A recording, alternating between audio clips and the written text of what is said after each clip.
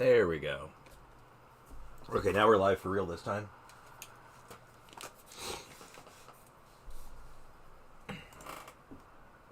Alright, now I just need to do a quick little setup so I can actually see my chat properly.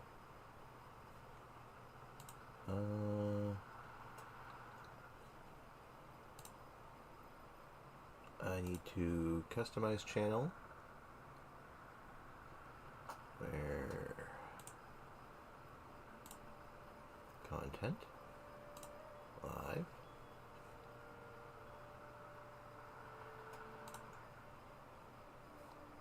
Not analytics. Nope. Bear with me a moment.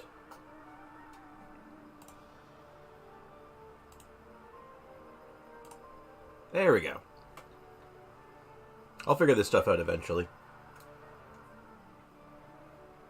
As you can clearly tell, I'm a professional who knows exactly what they're doing. Okay. I did not turn my controller on. No. Oh no.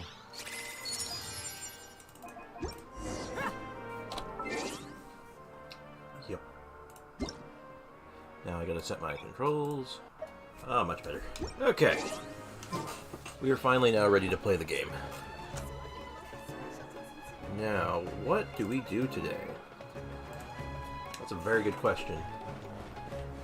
We have a lot to do, actually, now that I'm thinking about it. We have weekly bosses to do. I might be able to get some stuff for Mika done. I should check what books are up today. I'm pretty sure the book I need for him is on Wednesday. Let's see if I am correct. So I might do a couple of world bosses. I usually only do 2, maybe 3 of them. And then anything else I have left over, I'll go ahead and put into the Wii Nut. I didn't stream over the weekend, but I did play a little bit. All I really did was finish my Battle Pass. Nothing particularly exciting. And farmed Wolfhook. You know, again, pinnacle, peak gameplay.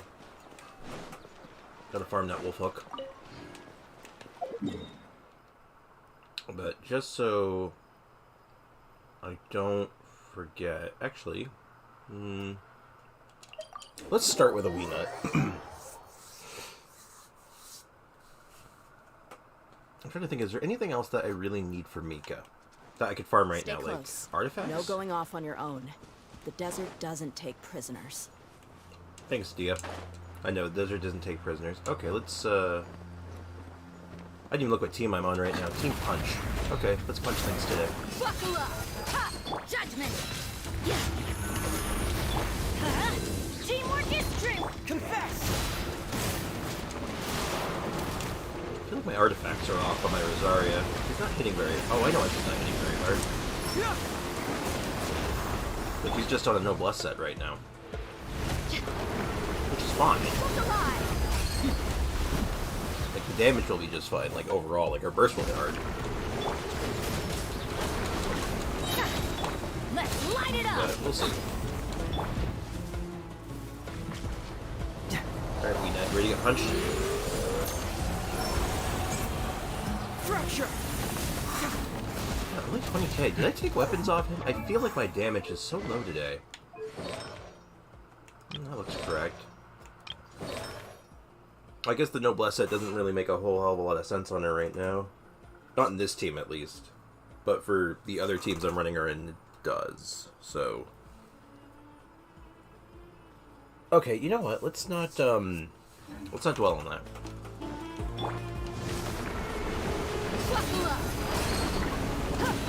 Because, like... she's kind of in a weird state right now. Her build's a little, let's say transient.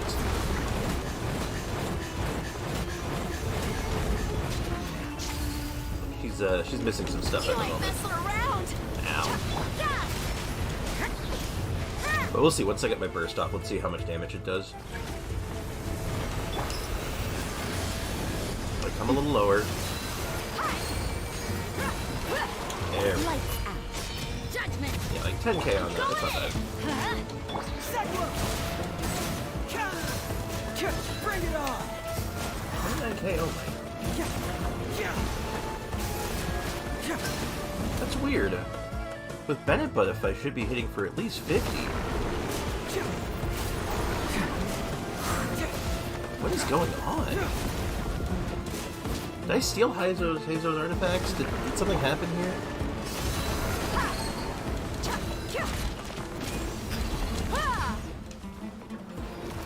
Just uppercutted him right in the shin.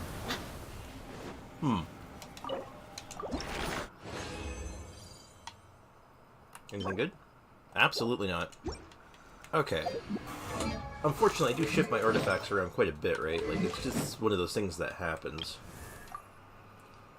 Like, I mean, that's kind of a build. Like, oh, okay, that'll do it. Yeah, I'm rocking 2 artifacts right now that aren't leveled up, right? That makes perfect sense. Bennett's Bennett, I'm not worried about that. And then, what do you got going on? Oh, your setup's pretty good. I feel like I must have stolen an artifact or something.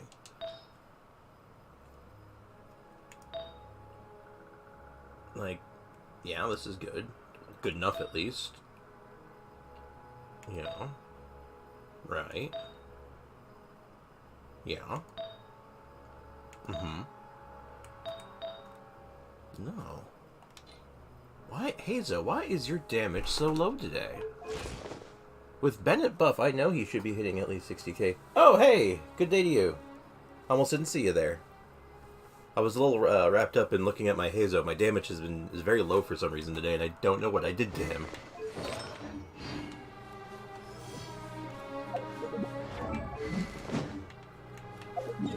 Well, good timing. I haven't really done very much. I just killed 1 wee nut. Trying to figure out an itinerary of sorts. What I need to get done today. And how are you doing today? How are you doing this fine morning?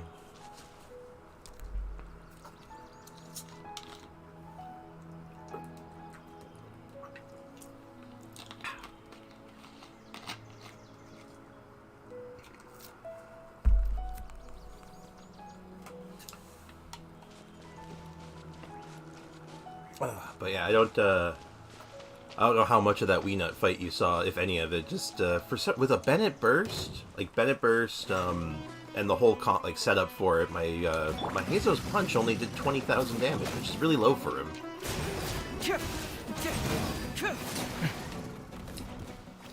Very strange. But that's not the focus for today, so I'll look at that later. Almost time for dinner. Woohoo! Gotta love those time zone differences. It is currently 10 in the morning here. I just had my breakfast.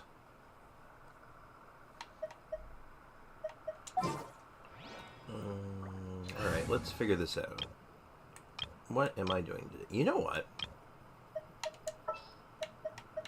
I think today's another Chi-Chi day. Chi-Chi needs some love today. I'm here. What is the situation?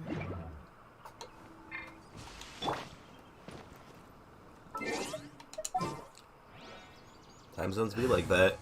And, laid back day. Oh, so if it's almost time for dinner, I better get into it then. Better get rolling. So I think I'm going to start with the... Nope. I don't want people joining my world. I want to join someone else. There we go.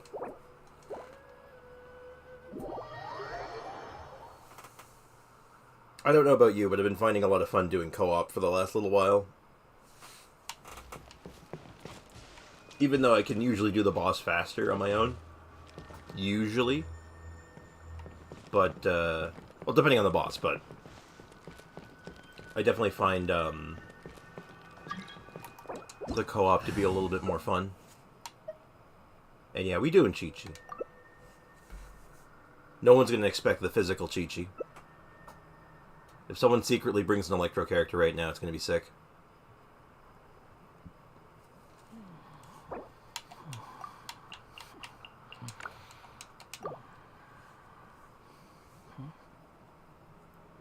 Come on, Raiden Shogun.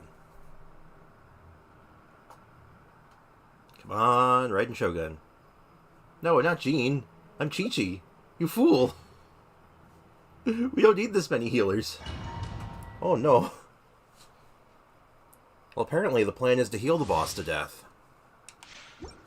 Faster? Okay, faster. Well, that should, I mean, given... You know what? No, that tracks, actually. This makes sense. This will be fine. But I'm gonna eat some food. There's a healing effect one. Yeah. We're bringing the food buff in for this one. Divinity is mine.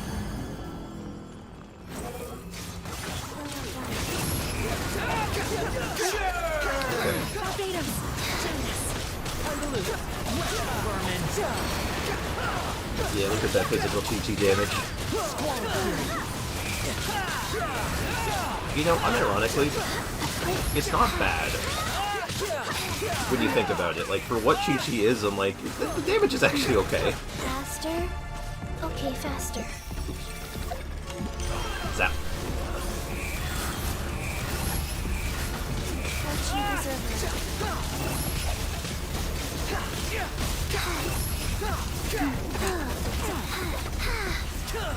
When I'm playing with a friend, we sit in voice chat and let strangers into our world. Makes for a weird co-op experience with the other guy. I can imagine. The all-knowing God.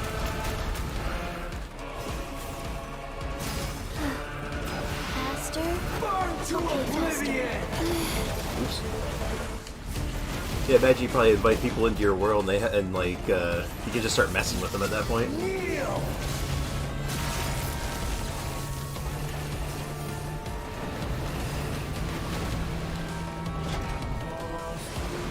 On an unrelated note, I love this boss. I really like this boss. This boss is really cool. Unless you miss. And then you feel like a dum-dum. Oh my god, I missed two. Oh my god, I finally hit him. Okay.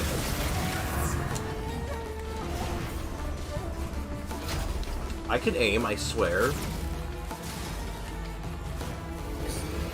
Reality is pain. Reality is pain. That's a mood.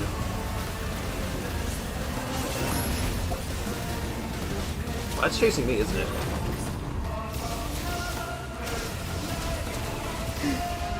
Faster? Okay, faster. Don't teleport. Okay, good. I just realized something. Cruel world. We could hit these, right? Animal works on this, right? Life goes on. Yeah, it does. Okay, I got worried there for a sec. Faster? Okay, faster.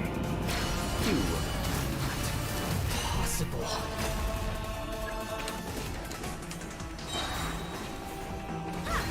Alright, let's keep this guy up. So the death guy kicks.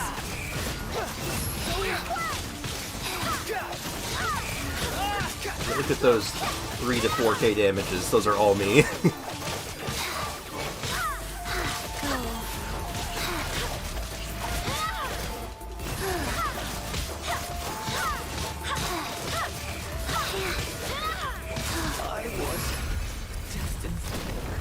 So I was absolutely correct in what I said. We absolutely healed him to death.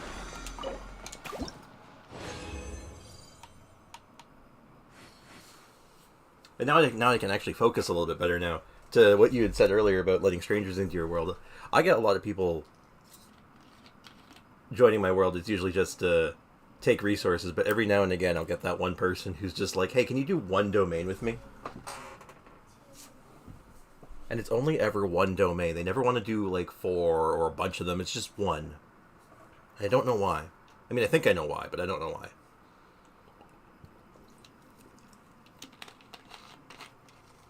Not that I mind.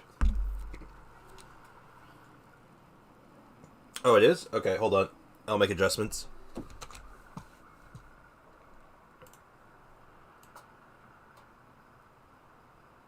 Turn that down a little bit. Oh, I think I know what part of the problem is too. I just realized my microphone is slightly off-center. There we go. Though I did turn down the game volume too, so that should help.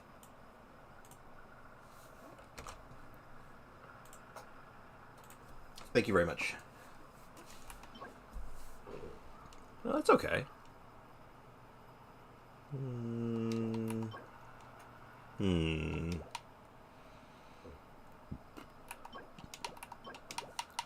Dream Solvent. I'm trying to think if I adjusted my volume for anything recently. I mean, I was recording something yesterday. So maybe some wires got crossed then. But at any rate, yeah, if there's any, like, technical problems or, like sound kerfuffles or anything of that sort, just let me know. It's very much appreciated.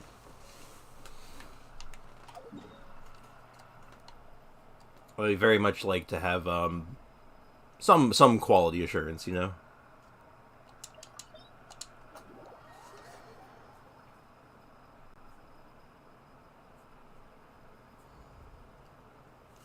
Alright.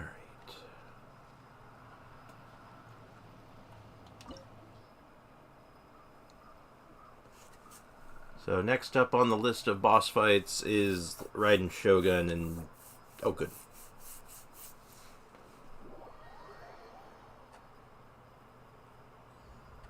This boss's soundtrack went from being...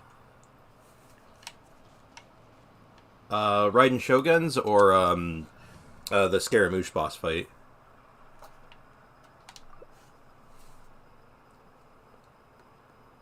I mean, I like them both, so... So this is a date.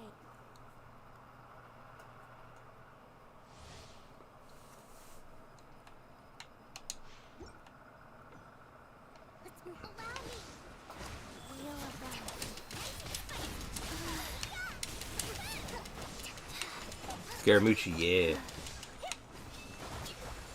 Agreed. I actually, his fight really, his boss theme really grew on me over time.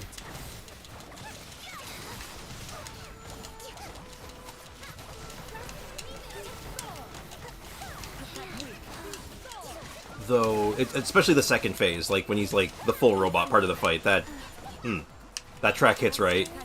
Orders given. Orders received. Life goes on.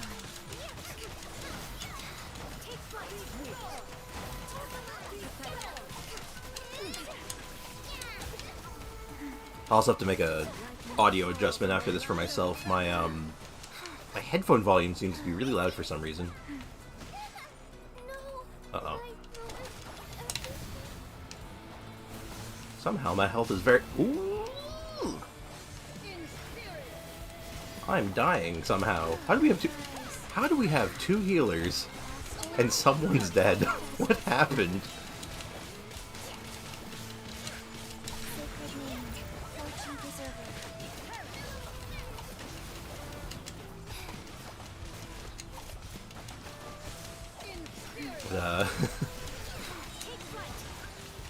This is strange. You know, I do these co-op things all the time, and I can go weeks without seeing a healer. And then when the day I'm like, you know what, I'm gonna play a healer today.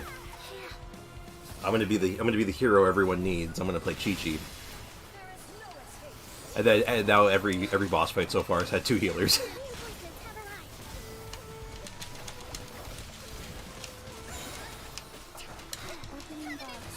Like, what's up with that, right?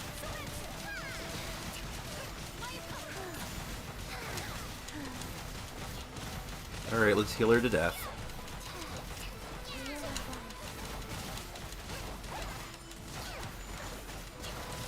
There's so many numbers on screen, I'm trying to see how much my little bubble's doing. The healing bubble from the clan set. I can't...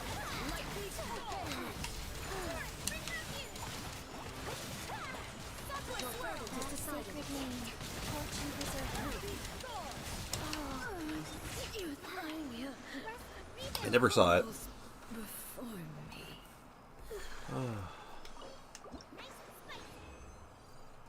Alright, give me something good. Ew. Ew. That was gross. Alright, just one, bear with me a moment. I'm just going to open up my sound mixer. And what's my output device? I'm gonna go over to my headphones. I'm gonna turn that down just a smidge. I don't know about you, but I have a hard time if something's just a little too loud. I can't focus on anything, and my brain just starts scrambling itself. It's terrible. There we go. That should be better. I usually take Shincho for co-op domains. Can do some damage without really depending on the others for massive heals. That's a good pick, actually. That's pretty smart. You got a little bit of self-healing. You got a lot of damage. You apply Hydro, and everyone loves applying Hydro.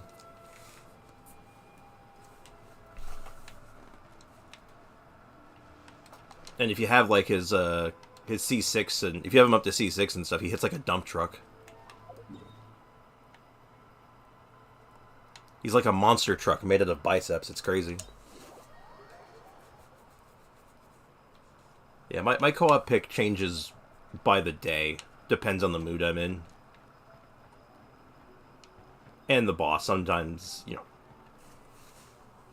some bosses and domains, and anytime you're doing co-op, it's, you go into the Hydro domain, it's probably not a great idea to bring, like, Tartaglia or something. Not that I have Tartaglia, that's just the only example I could think of off the top of my head.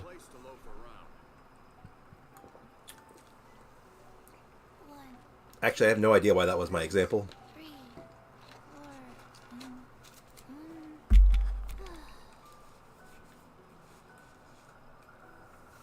4, Okay, I want to get your opinion on this, just because it's something that's been floating around my brain for a couple weeks now.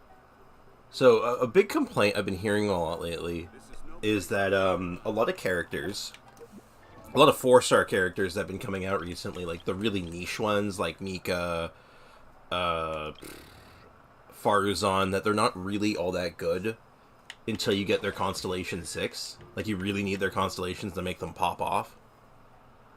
And I'm wondering, would you agree that that might be somewhat true for a lot of the 4-stars? Even before that, like, it's not really a new thing? Like, there's a lot of 4-stars from, like, the beginning of the game and the earlier release, like, the earlier patches. Might be a little better out of the box, but overall don't really get really good until they're C6. Because it seems like it's a recent complaint, like, something that people have been like, yeah, they're just, all these 4-stars, they're terrible, and they don't do anything until C6, and it's like, I started thinking, I'm like, well, a lot of the 4-stars are like that. Where they're fine, but then you get their C6 and then they're amazing. Like, I don't know, off the top of my head, Noelle, right? Like her C6 is incredible. It's like her bread and butter. You need this to do damage with her. Well, to do a lot of damage with her, I should say. So I'm just wanting to get your take on it. See if, or anyone else's take on that. If like, I'm crazy in thinking that, like, other 4-stars before the newer ones were kind of Constellation dependent.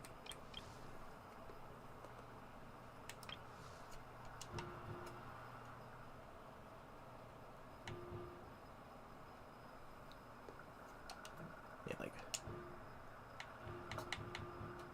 official C6 was crazy. Of course, Shincho's is ridiculous.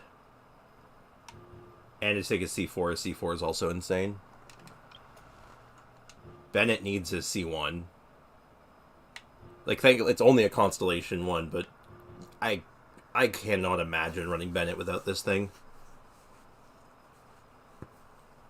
Like, just getting rid of that HP, like, the HP restriction, oh my god.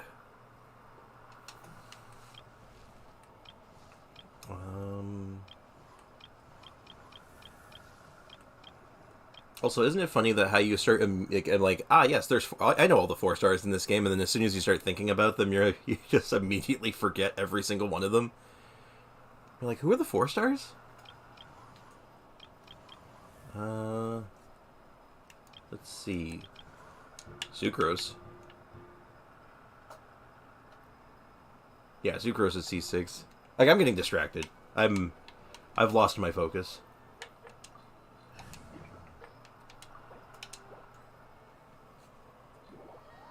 I think it's time to beat up La Signora.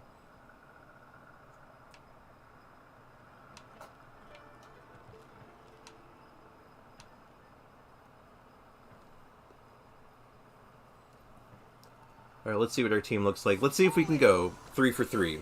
Will we have 2 healers again?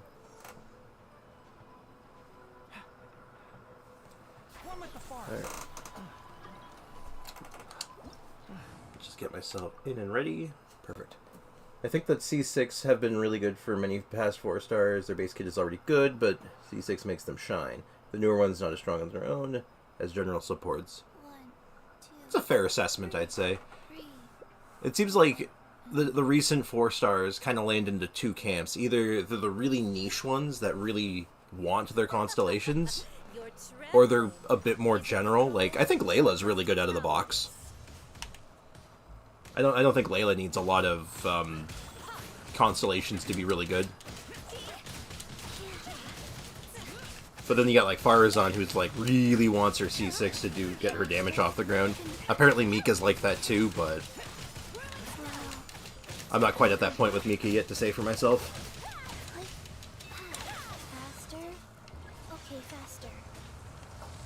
Okay, did that first phase go really fast, or it was just... Oh, we got a... Never mind, that makes perfect sense, actually. We have a Hu Tao and a Zhao, both with the Staff of Homa. Okay.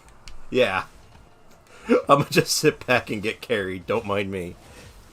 They have to be supporting this one specific character, element type, and C6 is what makes them invaluable. Yeah. Yeah, like Farazan, Goro, Mika, and I think there's another one, isn't there? Am I missing one?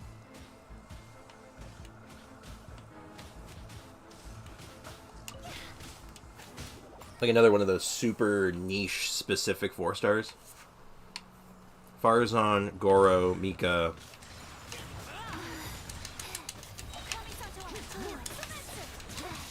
I'll have to look at. I'll open up the after Signora's done and dusted. I'm gonna take another look at the archive. Oh my god! Stop moving.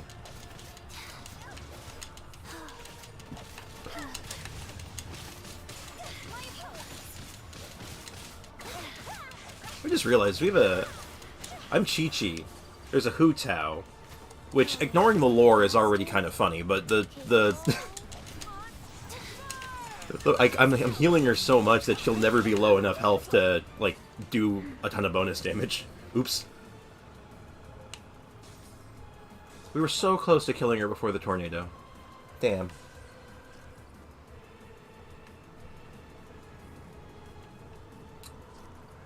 It's another boss theme that's really good.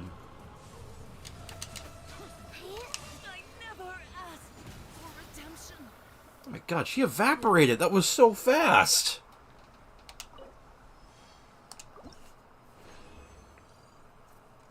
Barely even got to play the game there. She just melted.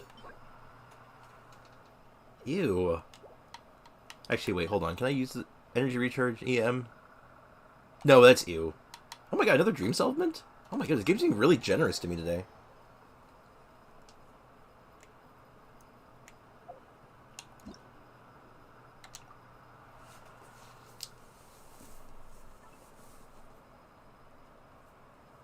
So, let me ask you a question real quick. I had this idea for putting together a team building video, kind of like the Dia and the Lisa one I did a while ago. All about Chi-Chi. And trying to find some ridiculous teams for her. Shinsho, Sucrose, Fischl, Rosario can fit into a lot of comps. Amazing scaling, support, or even DPS via reaction. Hell, even Lisa, Barbara, Kaya, they're all used these days. Yeah. On some cases, like I know with Barbara and Lisa, they didn't really start getting their time to shine until Dendro started showing up. Though Lisa's damage was always kind of okay. She's just a little clunky.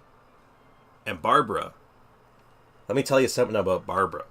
Here's a fun fact for you. Did you know that Barbara has one of, if not the highest scaling on her charged attack? Out of any Catalyst user, specifically?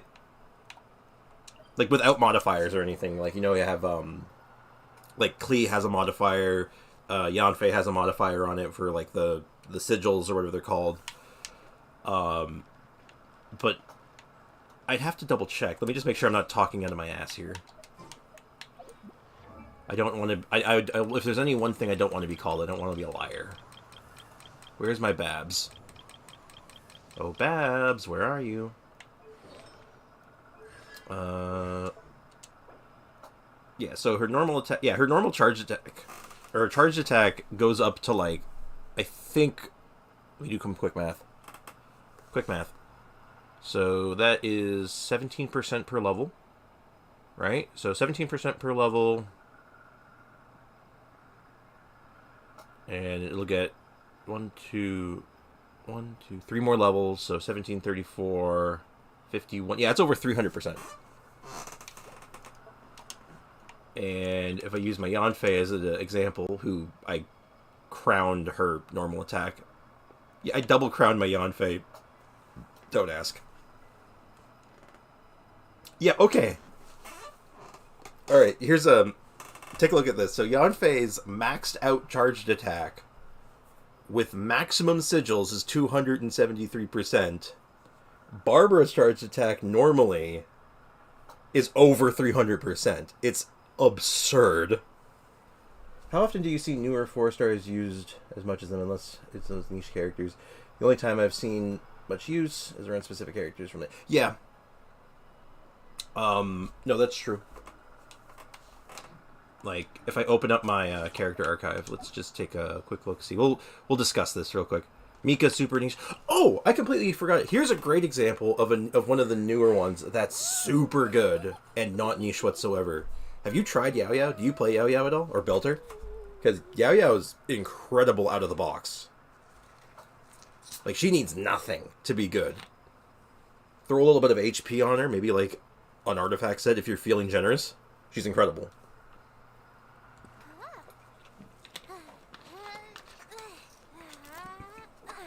Great Dendro application. Low damage, but her healing is immaculate. It's incredible. And I mean, have you seen Yugwe? Have you seen her little bunny thing? It's adorable. And that's like worth like 10 points right there. Haven't used her much since. If you get the chance to build her and you're feeling like trying someone new or you need a new support or healer, highly recommend. Like, let me just, I can give any Dendro team I run, I usually use her. Like, here's a good example, but let's see if I can find a better example. Okay, this is where she's the standalone Dendro applier. Let's go fight something.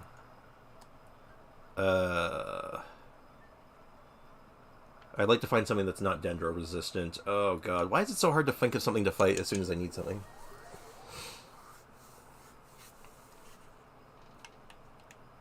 Actually, how much resin do I have? 30. Ugh. Yeah, this guy will do. But I was actually excited for Yao Yao. I think I mentioned this earlier. Actually, we had a short conversation about this. How I wanted Staff of Homa for Yao Yao because my priorities are clearly straight. But yeah. But even that aside, like she's good. She's really strong. I like her a lot.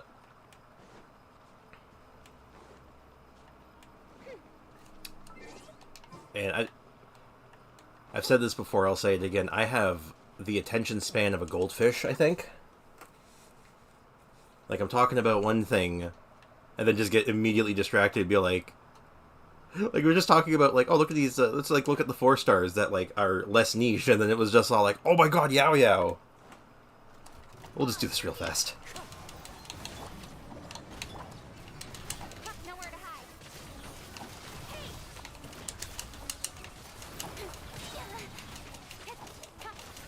Yeah, so like the Dendro cores don't do a lot of damage, but the application's good and the healing's really good. Got lucky that time. Wings of dark. Wind strike.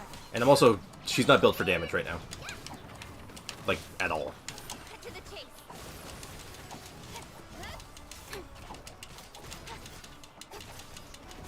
Like right now, she is built for HP and nothing else, if I remember right.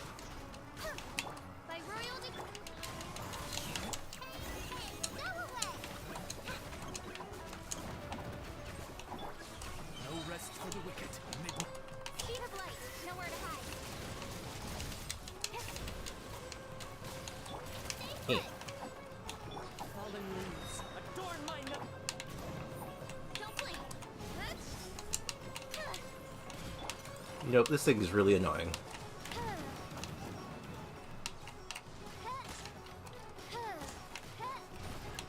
Don't be scared. Oz, reveal thyself. There we go. But yeah, if you, the whole point I was trying to get at there, after my little distraction, sorry about that, was that if you need a Dendro healer, or you need a healer in a Dendro team, I really like her JP voice the moment I first saw her gameplay. I haven't heard much of her JP voice, because I mostly play, I usually mostly play the English dub, just because I don't know. I tend to prefer it. Though, I had a conversation with a friend of mine about this. I wish you could choose specific languages for specific characters. Like if I prefer, say, Zhongli's English, but I want it Kaching in Japanese, I could do that. It seems kind of complicated, so I don't think they'd ever do something like that, but I just... it would make me, it'd be very nice, because, like as an example, I really like Yanfei's Japanese voice. Like, I vastly prefer it to her English, so... Same with Klee, actually. I prefer Klee's Japanese voice as well.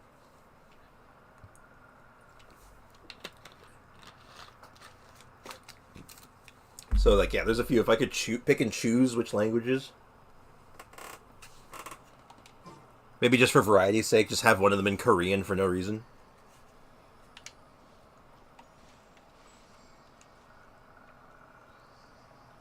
Just every language that it's available in, it's like, okay, this one,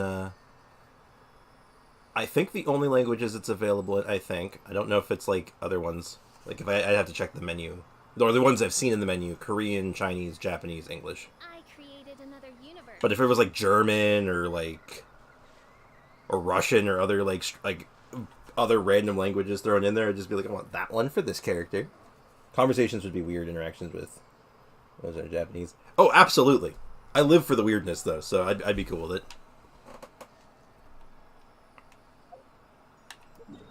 Getting a big paragraph of story all in English, and then one character just randomly just, like, expositing in Japanese, just like, oh. And it's everyone just being totally cool with it, not even questioning it. I love the idea of it. But now that my little my tangent's over, just take a quick look at this. Yeah, Yao was really good naturally. She's just strong. Layla's really good out of the box. Actually, Layla's a really good character that people haven't really been talking about that much. She is really good. I have no idea if Candace is good. Do you own Candace? You ever played Candace?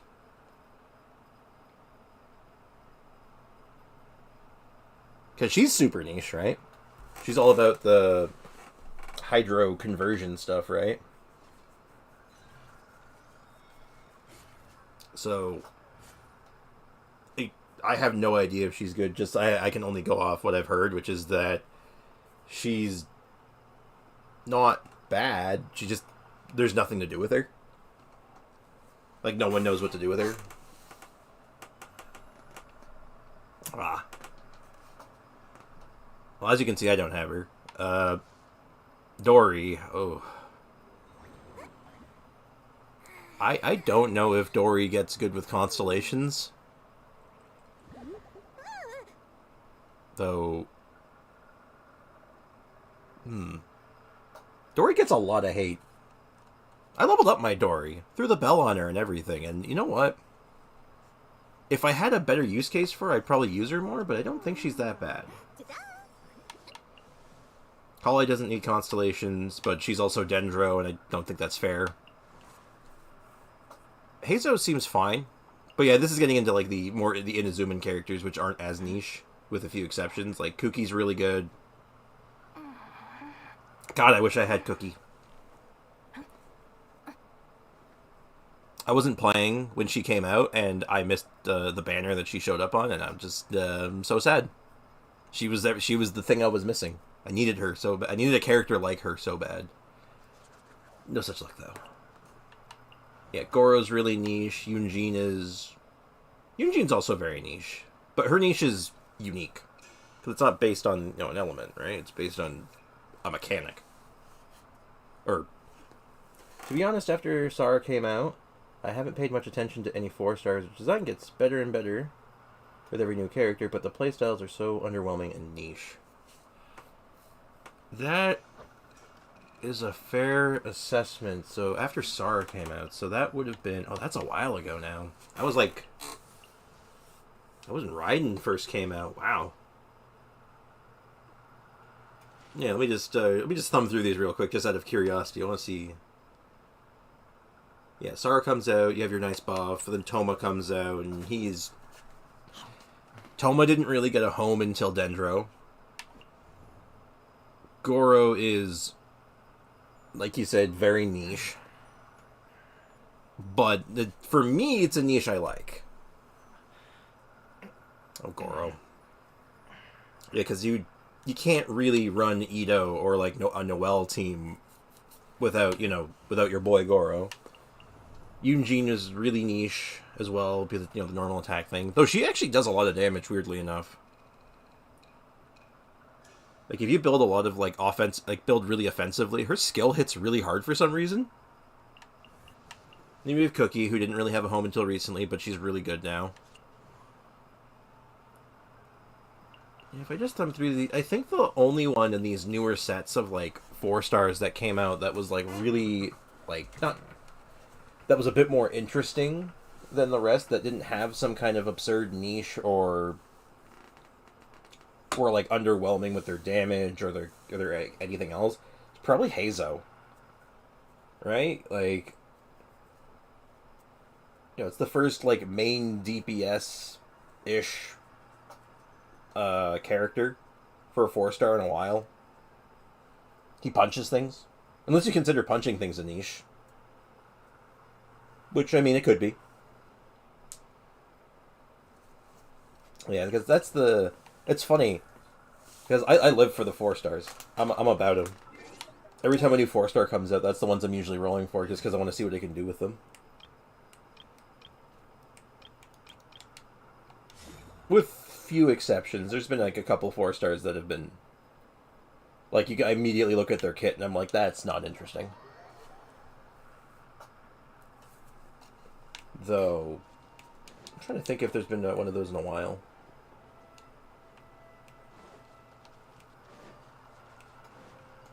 Hard to think. I don't know. Yeah, take that, Toucan Sam. Why am I like this?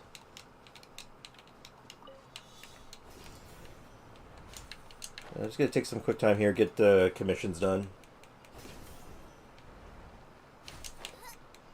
Remember, boys and girls, don't forget to do your dailies.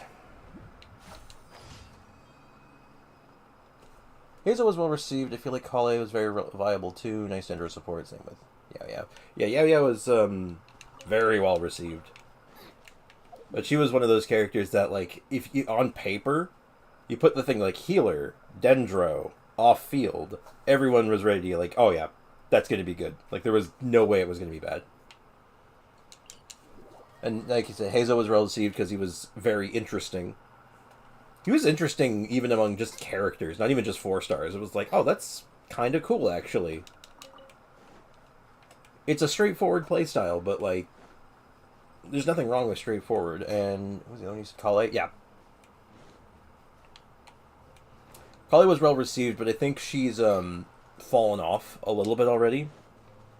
Not because she's bad or anything, it's just now that you have more Dendro characters to compare her to. I think most people say that as far as the Dendro support role goes, Traveler is better than Kale in a lot of cases. But that might also just because, with Traveler you get all his constellations. Guaranteed. Sorry, I said his or her constellations.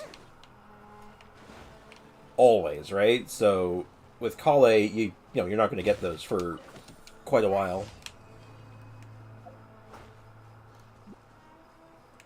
Like, where's my cauli? Where's my cauliflower? Where's my constantly? I have her C2. And I rolled on a banner with her on it and got a C1 5-star on it. And I got 2 of her. Like, what is that? Oh, God. I just won at Collies. I was pumped for Candace, Dory, and Farazan when I saw the leaks and went, oh, perfect. Perfect for all the characters I don't have. Yeah.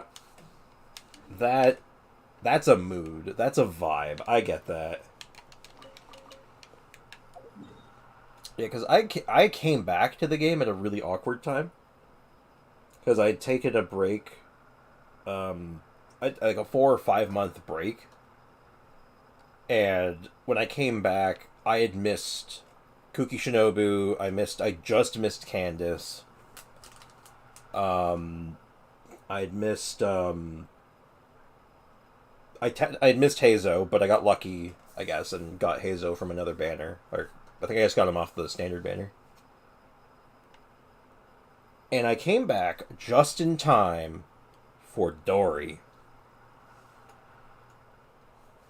And, well, we all know how loved and beloved and adored Dory is. Now, I was happy. I was kind of pumped for it because, I mean, I was in the market for an electro healer for a long time, so it was kind of cool just to have the option. And she's fine. I think a lot of the hate that she gets is kind of unwarranted. But I think if you I think you could do much worse, right? Like if you really need that electro healer spot and you don't have Kuki Shinobu like me, she's a great fit. She does the job just fine.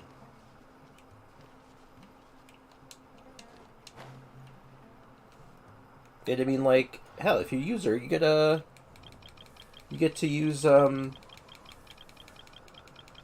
my greatest shame. My R5 level 90 bell.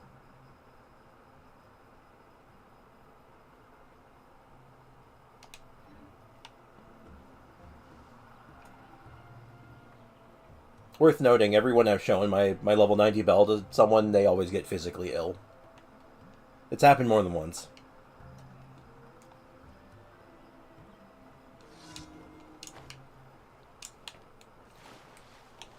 But...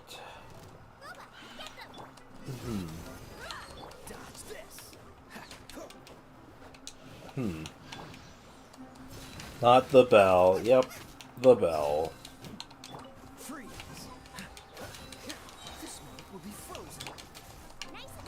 But the bell's good for you. It's so strong. I can't even say it with a straight face. I'll be honest, the bell, the first time I saw it, like I looked at it, recognized it was terrible, and said to myself, I can make this work. I need a character that I can put this on. I don't care what it costs me. I need a character I can use it on. So every time a health scaling Claymore character was coming out, I was like, okay, now the bell gets to be good. I'm sure of it. I've been wrong every single time, but hey. Actually, that's not true. That is actually not true. Dia was actually okay with it, unironically. You just have to build her differently. It's a little awkward, but it's actually not bad. But it's not great.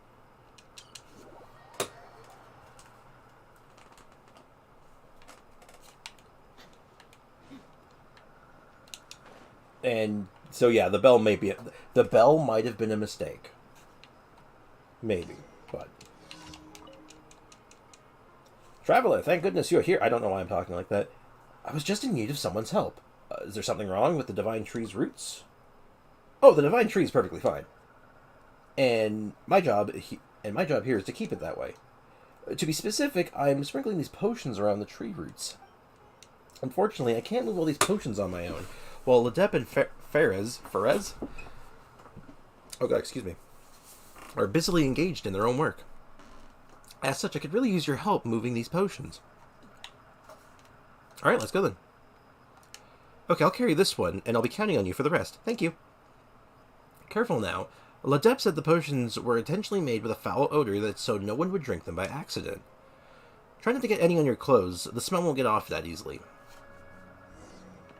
You know, that actually reminds me of something.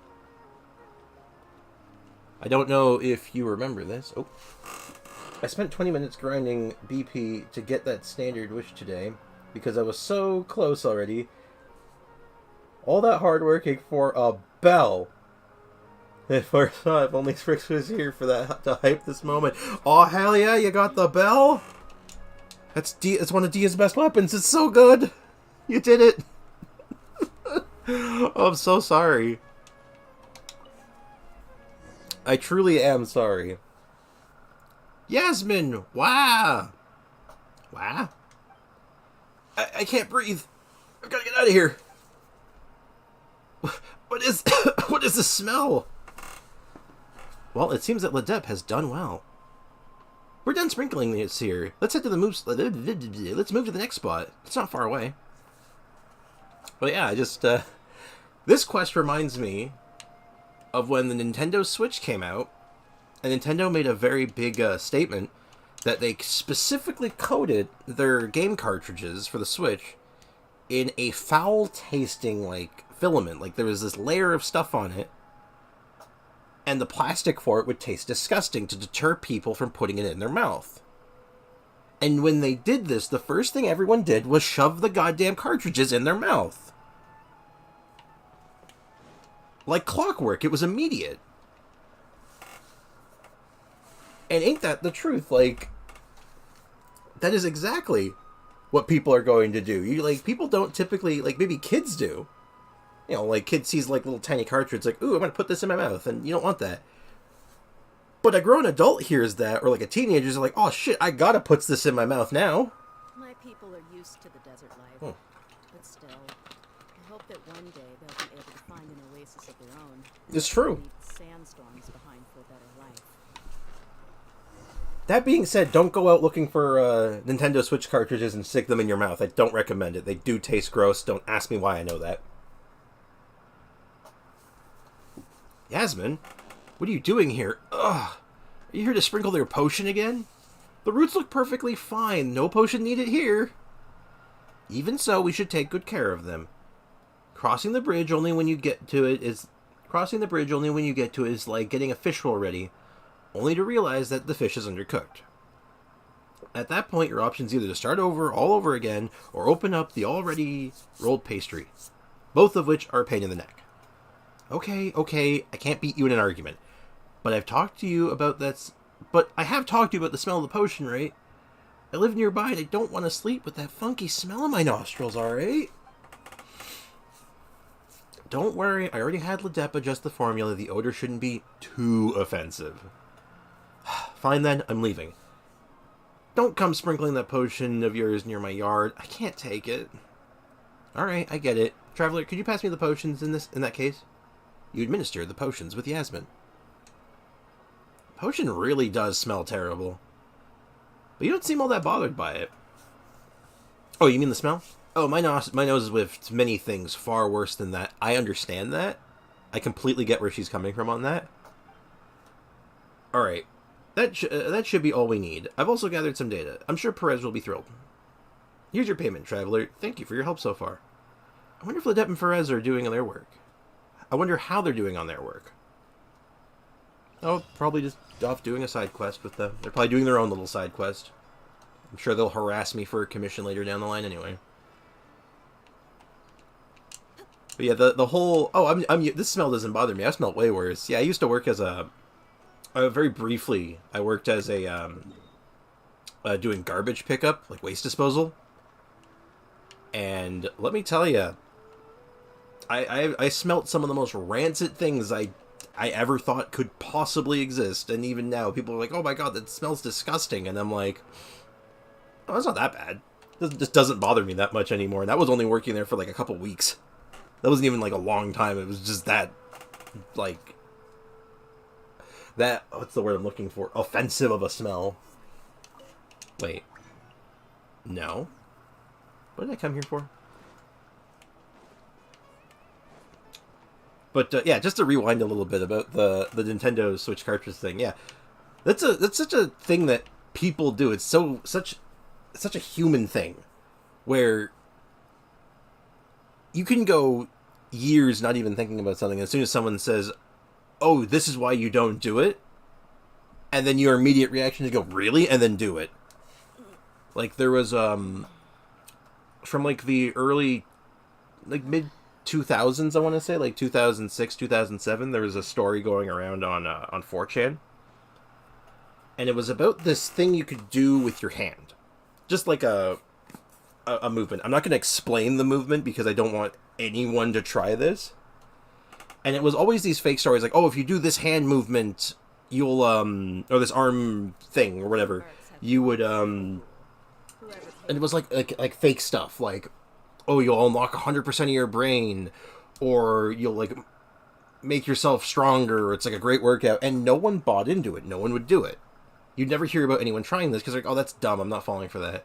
Until someone told them what they actually would do, and on 4chan, someone said, okay, here's why you don't do this. Here's what they're trying to make you do. And what they explain is that the movement that they're explaining in these posts will permanently damage the tendon in your thumb. Like your thumb to your wrist. Like it will tear the tendon. It'll cripple you, essentially. It'll cripple your hand. And that's when everyone who read this post went, really? And then they tried it, and a bunch of people tore the tendons in their thumb, just like advertised. It's like, yes, that's exactly what happens. But it wasn't until someone actually said this is what actually happens when people started doing it.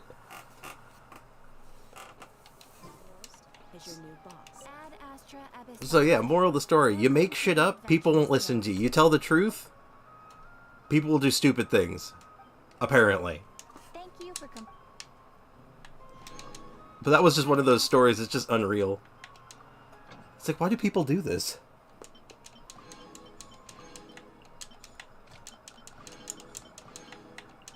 Though I guess I can't be that surprised, you know. Here we are as a human species that, you know, have a whole subsect of people who were eating Tide Pods for a while, so you know what, maybe I shouldn't be that surprised at this point.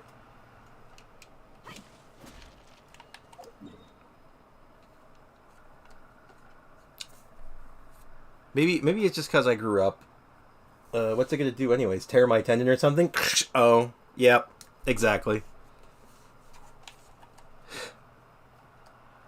You know, stuff like that. Like, people putting stuff in their mouth, doing stupid stuff. I was raised with like, anytime I was watching cartoons as a kid, they always would play these, like, little PSAs in between, like, commercial breaks and stuff, where it would be, like, a bunch of puppets singing about, don't you put it in your mouth. And you know what? I live by that. I don't put strange things in my mouth. I'm good. It's good advice. Words to live by. Oh god, you know what I have to do today? On an unrelated note, today's going to be a good day, because we get to do these things. Our, bounties.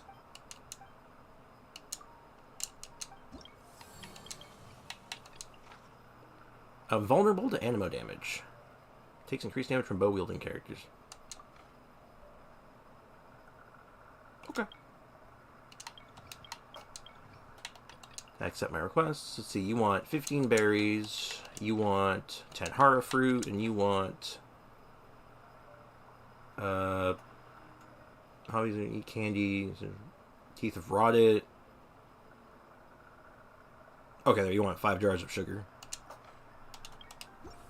Easy. I don't know about you, but I'm always excited for Mondays. Not just for the boss resets, but man, I'm so happy getting to do my bounties because it's like, it's not a ton of Mora, but it's Mora, and I need that.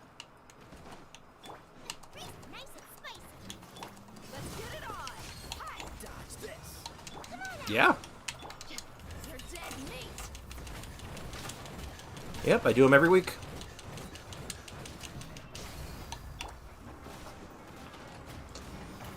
Though I am starting to think I'm the minority on that.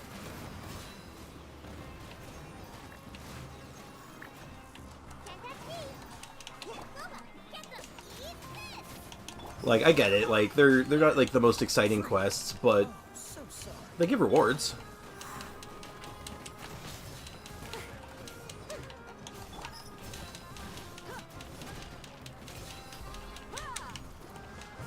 You know, maybe bringing an Animo team to the Animo immune enemy was not my smartest move.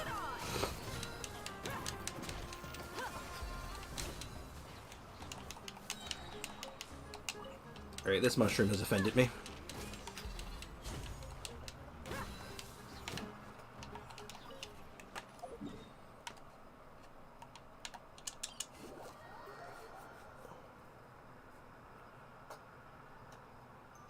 Yeah.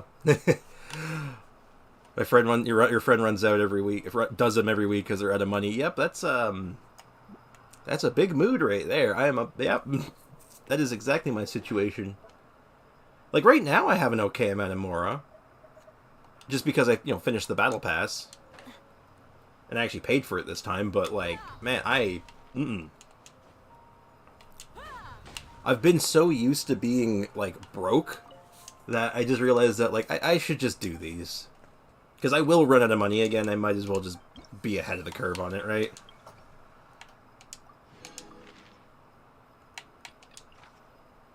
Alright, you are invulnerable to Dendro resistance.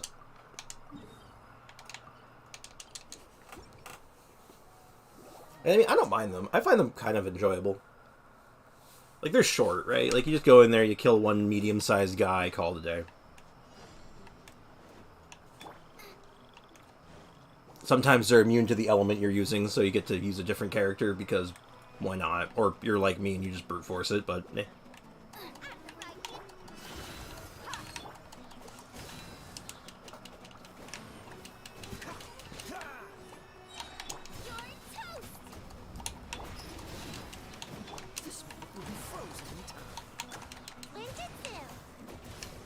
And let's just go ahead and just cook this mushroom. Put him into my blender.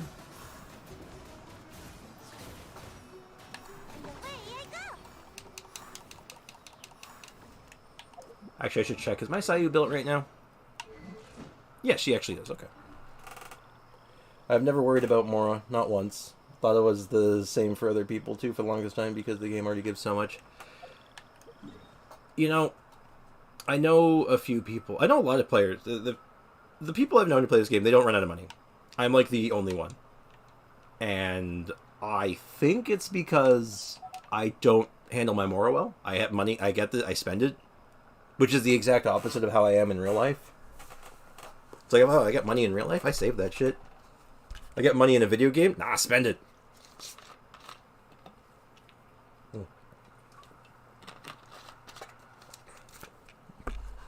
But, like... I also think it comes with the territory of, you know... What's a better way of looking at this? What is the best way of looking at this? I guess like this? Quick setup? Yeah. Like, I have a ton of level 80 characters. Majority of my characters are level 80, right? And I have a lot of them. I have a bunch of level 90 weapons. Like, I'm constantly leveling up new characters.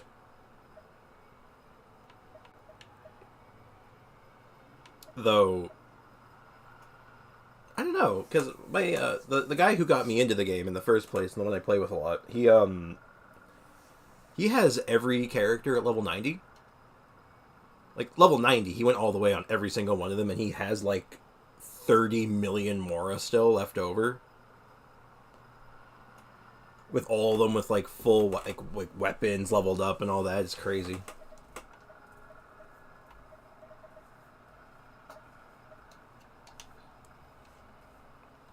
Though I actually know why that is, though, because he doesn't farm artifacts very often.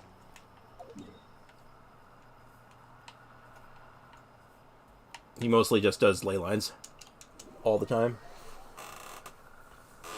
I level up only those I use religiously. All the rest are 20 for the free wish. Yeah, I used to sort of do that, where I was only leveling up a character every so often. It's very infrequent unless I had like some specific idea for them. And then it just kind of eventually got to the point where I'm like, you know what? Let's level up everyone. Like, the only ones I don't have leveled up, like, Layla is leveled up, but she's not, all the way, because I ran out of materials for her, and just never got back to it. Mika I'm working on. Chongyun, Sara, which, I have a lot of the materials for her. Like, I could probably get her done in only a couple days, maybe. Aloy, because, well, you know. Aloy. She will be a project eventually. maybe like, that'll be my, what do I put it, my, every person on YouTube, they gotta have, like, a sub-goal, right? That's my sub-goal. If I actually get a significant amount of subscribers, I'll level up Aloy. Oh, I can make a clickbait title and everything. It'll be hilarious. Oh yeah, then just poor Xinyan.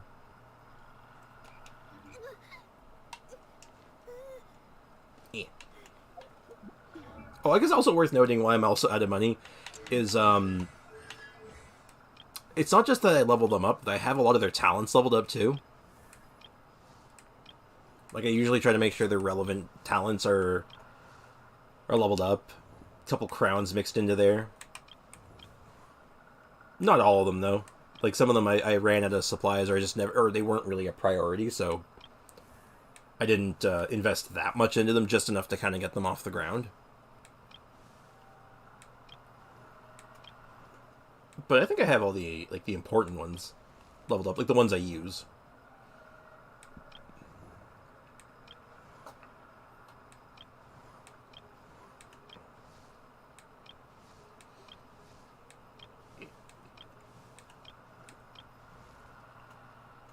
Double crown my Yanfei. Hell, even Amber has some. 50k subscriber special. Building Aloy once and for all. I dig it. I like it. That's the dream. There's the dream.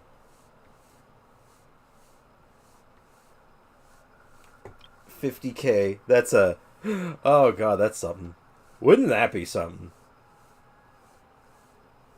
I'm not gonna lie. I woke up like last week after that after I had that Dia video, and I saw I got 7 subscribers. I was hype. I was like, what? That's crazy. I didn't think anyone would watch this. That's amazing. Oh god, I gotta level up more talents. That's enough of that. Yeah. Because, like, when I level up a character, it's not just, I'm not just leveling them up for the leveling them up sake. I'm usually leveling them up because I have an idea for them. That's why Chongyun, Aloy, and Xinyan haven't really been leveled up yet, because I don't really have a lot of ideas for them yet. Though I do have one for Chongyun now. But I need to level up Chi-Chi first.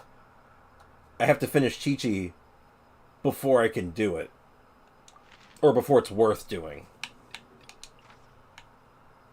Target is immune to Animo. Oh my god, another immune to Animo? Okay, I'm actually switching teams this time.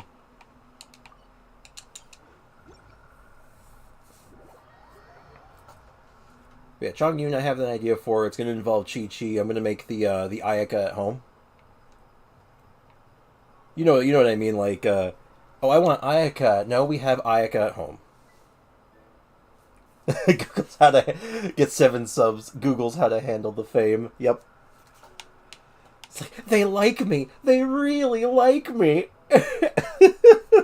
Oh my god. That's... It's so true. It's so true. Something I'd do, to be honest, yeah. Hey, honestly, I didn't... If I'm being completely honest, when I was started putting up some videos, just because, like, I needed something to do. Like, it wasn't just, like... I'll let you in... How about this? I'll let you in on my, my tragic backstory. So, I may not sound like it, but I'm actually very depressed a lot of the time. Like, I have a... I get the big sad, as they say. So, as something to do to kind of help myself feel a little bit better, I thought, you know what? Let's make something. Let's do something with a game I like. Let's make something happen. Like, let's just try to pull myself out of the funk. And this seemed like a good way to do it. Like, boost my self-confidence a little bit and just try to work through something. Give myself a project to work on. And it wasn't really with, like, any expectations. Like, I'm not expecting to, like, get views. If I get, like, 10 views on something. Like, 10 viewers? Oh, that's crazy. Like, that would have been, like... I would have been ecstatic about that. But, yeah, like, of course, I'm not, like, I'm so successful. No, like, I'm not trying to say, like, just that, some of them have done, it's been going better than I expected. And, just kind of a nice feel-good.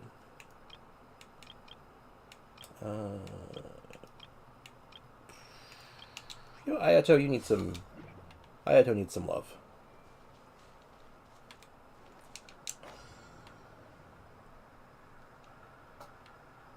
But yeah, so ultimately the whole point I'm trying to get is just, I've been doing the streaming and making like a, video a week, just kind of like, it gives me something to focus on,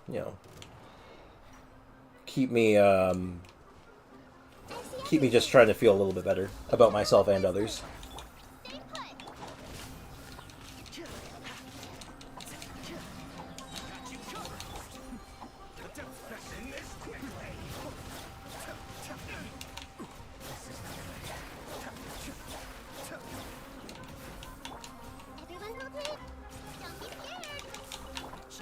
That poor Fatui guy just, like, jumped into this mess and absolutely got obliterated. That poor guy, he didn't even know I hit him. Alright, time to make some deliveries.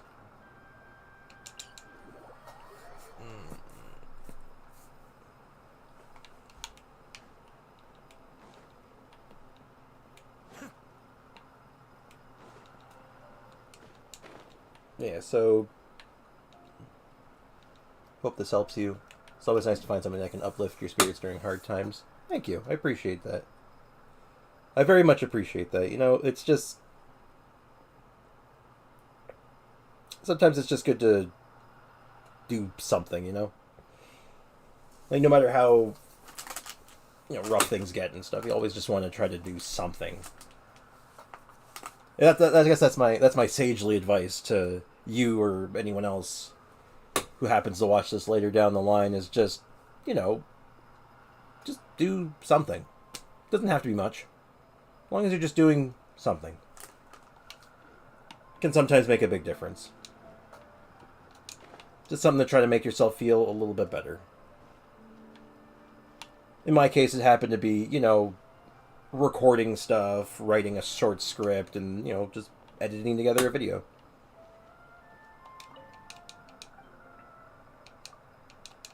Could be anything.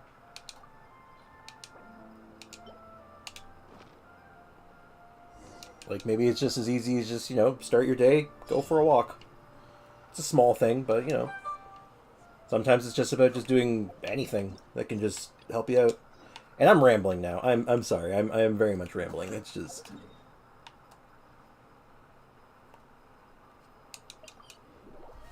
It's one of those things. It's hard to talk about, right? Like, you don't really know what to say about it.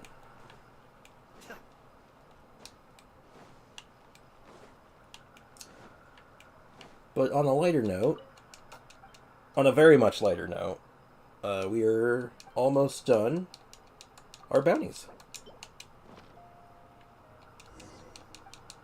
And I'm so... Oh my god.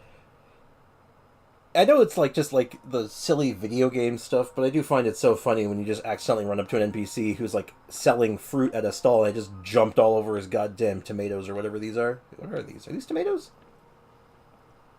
They look like pomegranates, actually. I'm just gonna assume they're pomegranates. Or more likely they're the fantasy Teyvat fruits, like Hara fruit or something. But I digress. Alright, about the sugar. Yes, I'm here to deliver sugar. You have 5 jars, right? I certainly hope so. I honestly didn't check. Alright, cool. And now for the piece de resistance. I saved up a couple of these over the weekend. Made an absolute note to not do any of them. Because I figured it might be fun to stream these. Because, like, they're not super exciting, I guess, but they're exciting to me. Hey, it's your stream. It's literally your time to ramble and play and have fun. But you're right. No matter how insignificant, even the smallest things can make a huge difference those days. Exactly.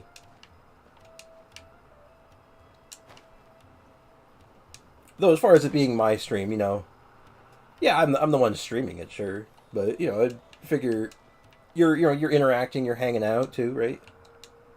So I figure, you know, I still want to be entertaining, I suppose, is the right word. Entertaining, sociable. Not annoying, hopefully.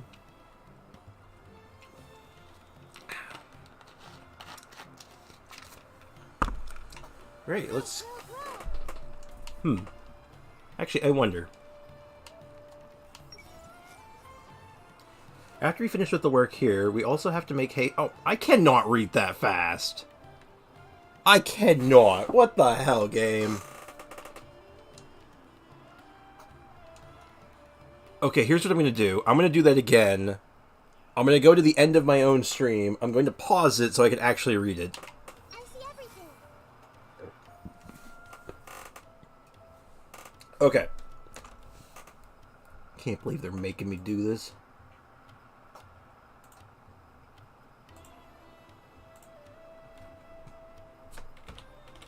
Having to go back to my own stream just to read something.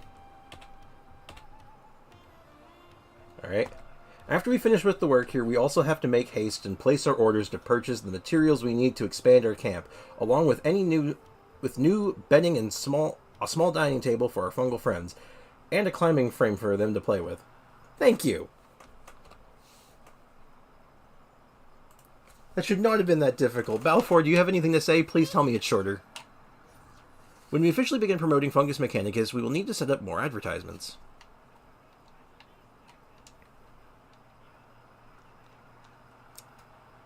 Oh, you said you have Natita too, right? Do you ever, do you ever do this? Just, like, read random people's minds, see what they say, especially during quests and stuff? Oh. Excuse me a moment. I'm getting a phone call. That's unusual. Bear with me a moment.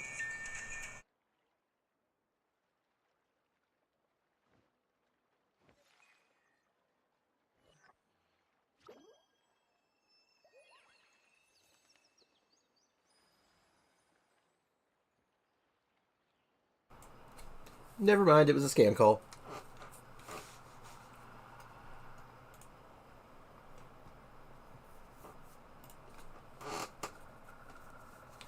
Did I turn my volume back up? I should probably make sure I turn my volume back on. That would be awkward if I muted myself and then didn't unmute myself. Appreciate how beautiful it is. I know I just ooze professionalism. I know what's going on. Can I read Bongo Head's mind? Everyone hold hands. No, of course not. There you go, confirmed. Bongo Head, smooth brain. No thoughts, head empty. People sitting on benches in the restaurant, the ones around the coffee table, or the crafting table. Do that when I can, too. Yeah, some of them are interesting. No spoilers for you, but did you do the quest line involving a character named Jet out in the desert?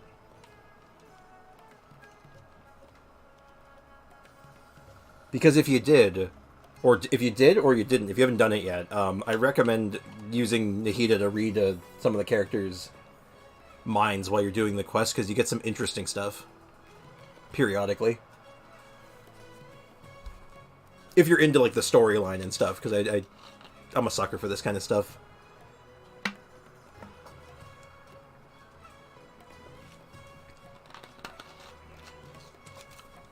I had a friend point out to me that, like, you can read all their minds while you're doing it. And every time I did it, it was, like, always just a little bit more sinister. And I'm like, oh, this is... that's kind of interesting. Yes, I'm here to play Fungus Mechanicus.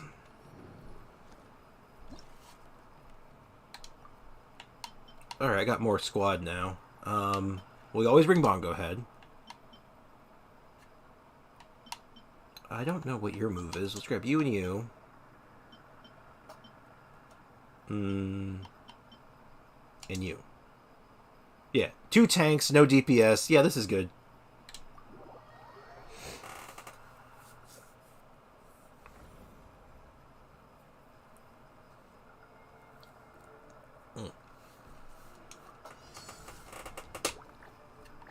Alright.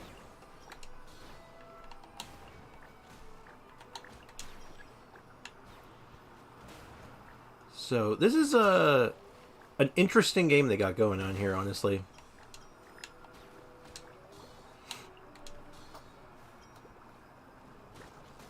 Okay, so the cryo one lays down like a nice cryo AoE around it. The pyro run does the same thing. And of course, Bongo Head bongos.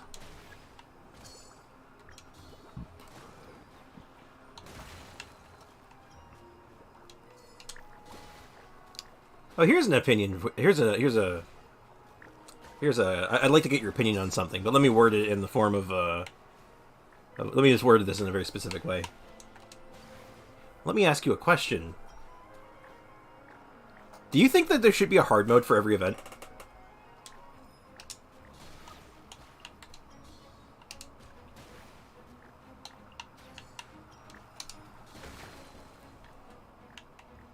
Like, do you think, like, this event, for example, should have, like, a challenge mode where you can, like, make it, like, it's super challenging and you have to be, like, constantly paying attention to, like, all your fungi? Oh. I hope I'm not spoiling anything for you.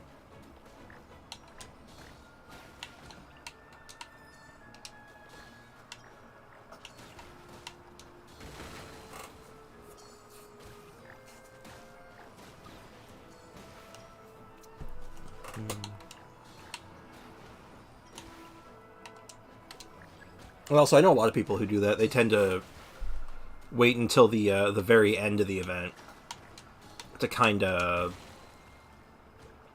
have like a nice big, like, bunch of gameplay all at once, rather than having a bunch of little sessions.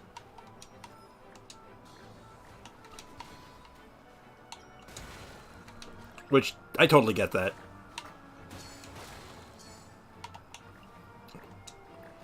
So I tend to enjoy the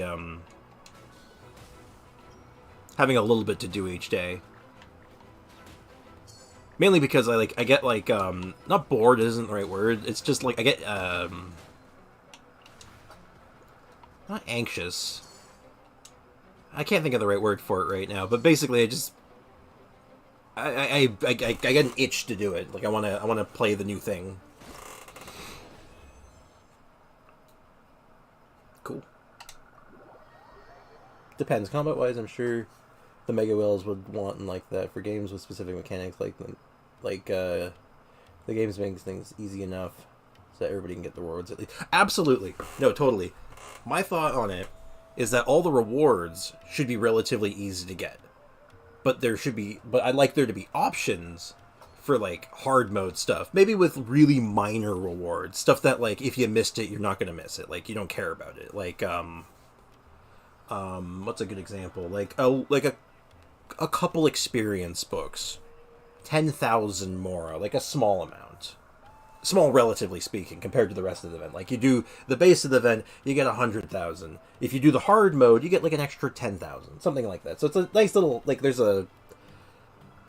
like a drive to be like, oh, there's reasons to want to do the hard mode, but it's not necessary. Oh, but if the level is too hard, then some players will be left out from getting the rewards, and they'll be there are no rewards, and due to the lack of incentive. Exactly. That's what I was saying. It's like the incentive should be like really minor. So it's like you're more there just for the challenge of it because you liked the content and you want to, you know, kind of see how far it can go. So like little small rewards. But then the big stuff is all on the normal difficulty that we have now. Like I remember they used to do this. I don't think they've done this for a long time. Back when it was like the 1 patches, like 1.5, 1.6, I remember seeing events where like all the rewards were like at like a pretty steady difficulty throughout, so anyone could realistically get them. But then at the end of it, there was a hard mode or some kind of list of challenges that you had to do, and if you did them, you wouldn't get like a like Mora or Primo Gems. You'd get a background, what the hell are they called? I don't remember the name of the thing right now. Give me a sec. You would get a name card. You get like you get one of these, and it was like doing like the hardest difficulty, and it was actually pretty challenging. Or get like the high score, and you get a name card for it. And I thought that was actually a pretty good incentive. Kind of what the Abyss is for. Flows 9 to 10. 11 or 11 is enough for a fair amount of players. To get decent reward of 12 is difficult enough that not many clear it as easily, but with very little rewards. Yeah, comparatively, like 75% of the rewards are baked into the easier floors, and then only 25% land in the challenging stuff. And I think that's okay. Like for the Abyss, it's okay. For like events, though, I think like all the big rewards should be on the easier end, so it's accessible to everyone. And then something niche or specific for like those who want to like go all in. Like I said before, they used to do name cards for, and I actually thought the name cards was a pretty good incentive because, like, I guarantee like there's gonna be players who aren't able to because they're too new or they don't have the characters or the skill sets to do certain challenges. But I don't know how many of them would miss a name card. Like if the prize or reward was a name card for beating all the hard challenges, would they be upset, or would it be like, oh, that's okay, that's whatever? Like what do you think about that?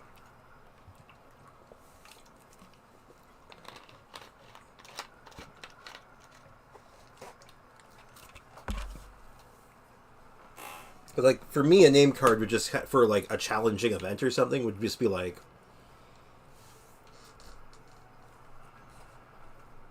like the drink making event. Yes, just like the archipelago and the drink making one. So like you do the hard mode, you get a name card, and it makes it had one too. Oh, I don't remember. I think the first hypostasis event had one as well. For doing some of the harder challenges. Actually, I think a bunch of the old boss rush ones did too. But yeah, like a name card, adding in a hard mode, making the reward a name card, so it's like there's an incentive to do it in the sense that you get that like, oh, what's the word again? I can't think of the word I'm looking for right now. My brain is fried. The like you get the show off, the brain, come on, you can do this. Bragging rights. Oh my god, that was so hard. That's terrible. You get the word at the tip of your tongue and you just can't say it.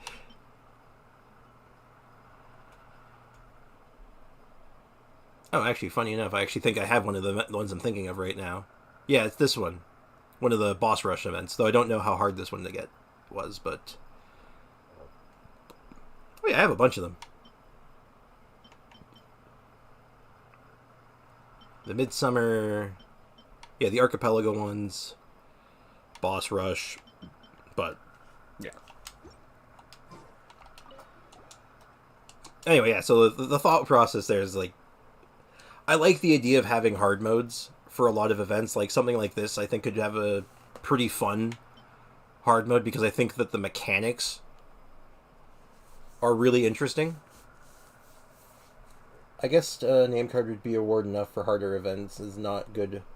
Not as good as getting primos, but you can set it in a way that others can see that you cleared it. Yeah, that's just me thinking out loud. That's just spitballing ideas.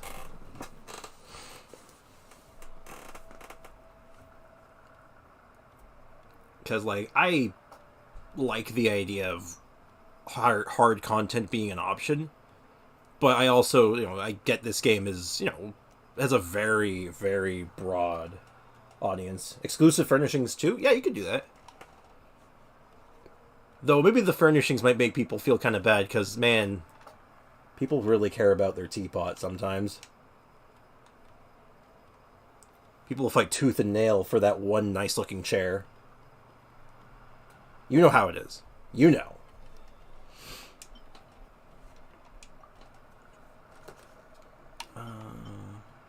So bring you.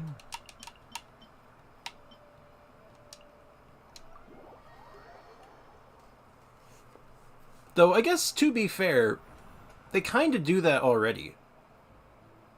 Not the, challenges, but with the exclusive furnishings, how they actually... There's some that you can't get unless you pay for the, like, special battle pass. Not even the regular battle pass. You need to pay for the special one. Just to get, like, your exclusive furnishings. So I guess that wouldn't be that out of the ordinary. It's just now instead of, just paying for the exclusive furnishing, maybe there could be also a few by, beating a hard mode of an event.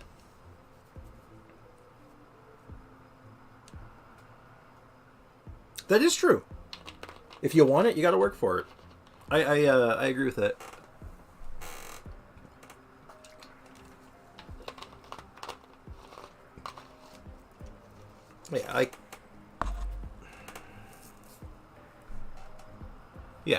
I like the idea of hard modes. Anytime they've had an event where you could choose your own difficulty. Yeah, some of them are behind a paywall. Yes. And it's not even like a cheap paywall. It's like, you don't get that much more. I think it's like $5 more. Depending on your currency. Like for Canadian currency, it's, I think, $5 more. Maybe $7 more. But all you're really getting is the furniture and some extra resin. Which is nice. It's good. It's just... I really don't want to pay extra for that. I wanted a furnishing so badly. Look cool. Only to find out as part of the Battle Pass reward. Yep.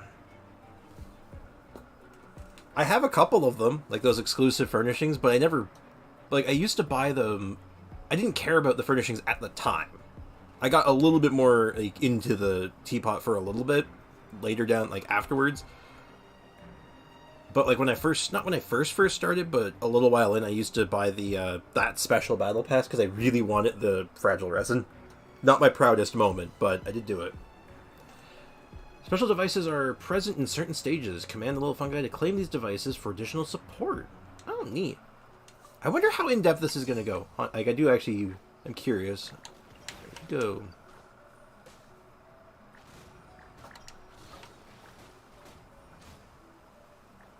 Okay.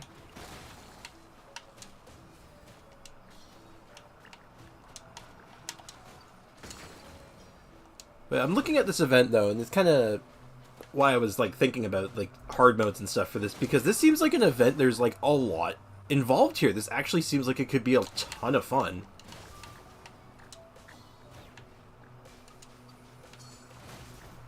Oh, I just realized I grabbed the, I picked the wrong mushroom buddy. I mean, that's fine. Oh, actually, you know what? I'm looking at my health on some of my fungi. I'm actually getting beat up pretty bad. I'm getting actually beat up. So maybe this this might actually get a bit more challenging than I'm expecting. I may be pleasantly surprised. But just to rewind a little bit, I remember thinking the same thing during the last Fungus event. Like when you were doing the Pokemon battles, quote unquote. And I had a ton of fun with it. I'm like, oh, this is so cool. But they never really got all that challenging, and I thought, like, man, if they actually, like, you could put some really tough fights in here, potentially. There's some good mechanics here. We'd actually have to really think about what you're doing. I thought it would have been so cool if there was, like, just something more for, like, a hard mode.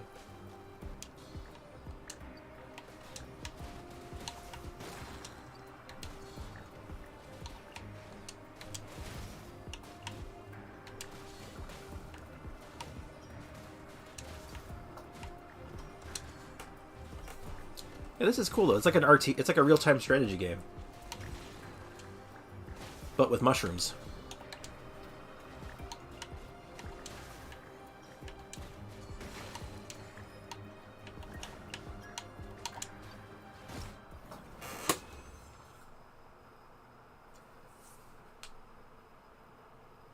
It's the Hypostasis Symphony. You could pick the HP tool, timer limit, DPS limitations, win trace 2, and all that did was speed up the process of collecting the in-event currency. The better you perform, the more in-event rewards you would get. That was the rest you can... That way, the rest can get the same rewards too, but it might take longer and more retries. Yes! Yes, I like that too. It's something I always get excited when I see those. Especially the boss ones, where it was like... you can just jack up the difficulty. Like, you can have all the rewards in, like, potentially, I think in one of the events, you could do it in one boss fight if you turned everything up to max. But it was so hard that it was, like, completely unreasonable to do. But yeah, like, that was, like, you could easily get them done in one or two, like, if you put up the difficulty really high, you could get them done in, like, 2, maybe 3 days over the course of a 7-day event. Or you could take your time and just be really, like, casual and chill about it and just do it really easy over the course of 7 days and get the same rewards. And I think that's really smart, actually. I think that kind of gives a good middle ground, because even after I finished the event and I got all the rewards for doing, like, the first 2... Oh, I did the first 2 bosses already. I have all the rewards because I jacked up the difficulty. I'd still do the other bosses because they were fun. I actually just enjoyed trying to, you know, challenge myself and see what I can do. All right, let's see. There we go. Now this is the right team. No DPS. DPS is for the weak.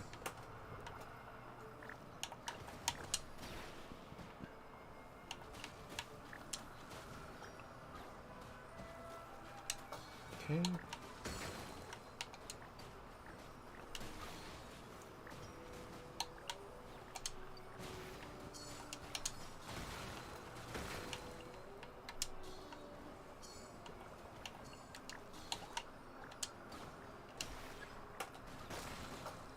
Need more energy. Get you.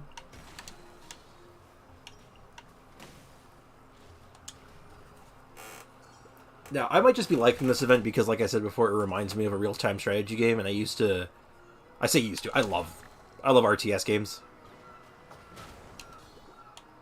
I like them a lot. So this is just like a nice throwback for me, where I'm like, it's just like when I was a kid.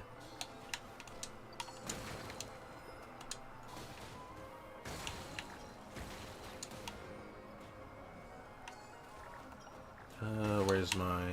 Yeah, you're closest. So he picks up the feather, switch over to the pyro guy, get my pyro guy going, and then I just lay down a bunch of AoEs on the ground.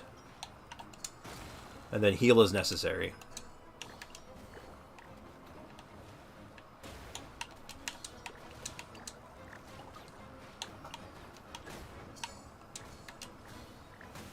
Also, I feel like this mode feels good too, because it finally has a role for tanks. Do you prefer this or the older Theater Mechanicus? Honestly, I think I like them both the same, because they are very different. Though, I like this right now a little more because it's new. And we've done Theater Mechanicus, like, effectively, like, what, 3 times now? Though if Theater Mechanicus ever comes back, they always do, like, little things to change it, and I always like it. It's always fun. It's a tower defense game. I also like I like tower defense games. This is more like a real-time strategy game where you're, like, you know, controlling your dudes. So I really like them both, honestly. Though, like I said, right now, I prefer this because it's new. But if you asked me in, say, like, a month from now, I might go the other direction on it.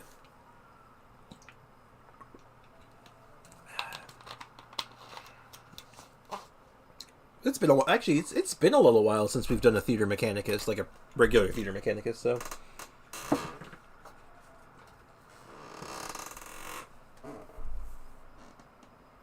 You know what, if I had to put it this way, I hope this doesn't replace Theater Mechanicus. I hope we can have both. I find the older one better, to be honest, more action-packed because you can run around, continue to contribute in your own, and be creative with teams. Yeah, I can see that. I agree with that. That's why it's, like, hard for me to say I prefer one over the other, because they are very different in their structure. But, like, as far as gameplay goes, Theater Mechanicus is more engaging. There's more to do, there's more to think about. With this, it's more of just, like, you control your dudes, push the buttons, and they do the thing. But I'm honestly sometimes in the mood for just that.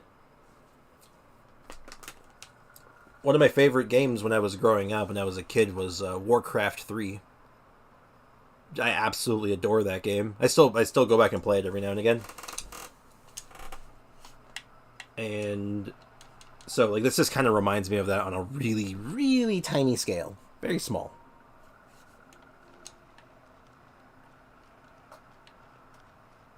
Also, as far as new game modes that they've put out so far with these events, I'd say this is one of the better ones overall, at least. Like, with the Windbloom that just passed, the one where you're in the maze and you're picking up, like, the orbs and stuff and collecting the items, avoiding the balloons. You know, the game that was basically just Pac-Man. I didn't like that one very much. I don't know about you. I found myself not liking that one very much. So, coming off of that into this, which I actually find a little bit more interesting, might be, changing my perspective and just be like, oh, I like it more just because it's better than the last thing I did.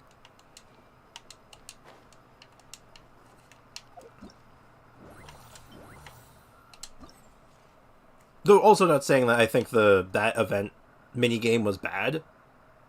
It was Pac-Man. And I like Pac-Man. Pac-Man's good. I just, when I was playing, I'm just like, I think I'd just rather play Pac-Man, though. Oh, glorious. Glorious rewards. Come to my inventory, please. Oh, feels good.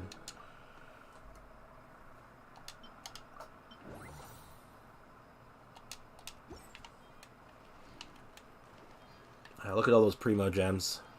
And Hero's Wit, and Mora, and items. Oh, feels good.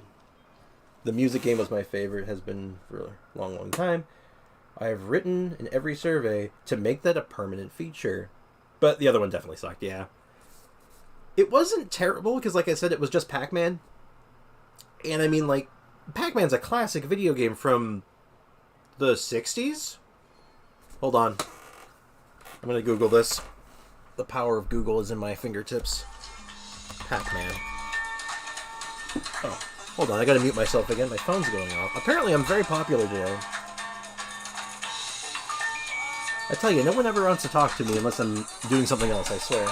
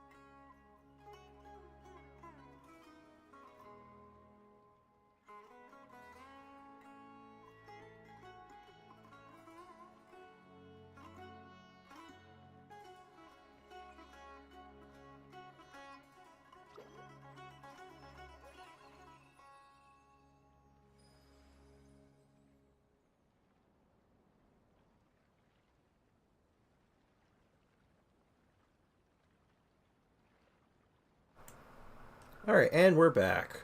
Sorry about that.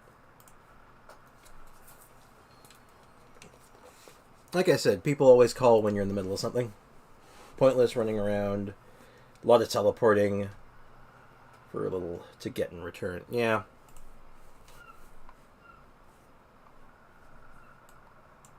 Alright, when is Pac-Man's release? Oh wow, it's older. It's not as old as I thought. But yeah, that mini game that they added was, it's based off of Pac-Man, a game from literally 1980. It's a good game, it's a classic, but, it's just Pac-Man. And I think Pac-Man did it better.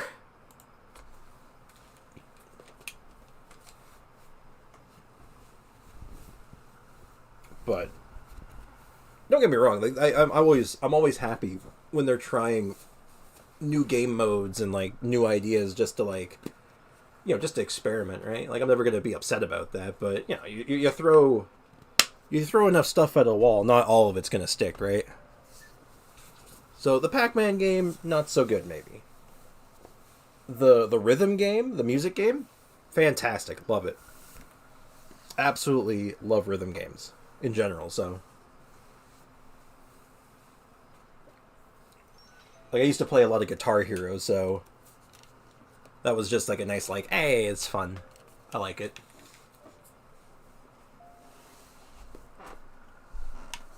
And of course, you can't forget about some of the the best ones like Wind Trace. Wind Trace? Is that the right one? Wind Trace is the prop hunt one, right? Where you turn into objects and hide and play hide and seek.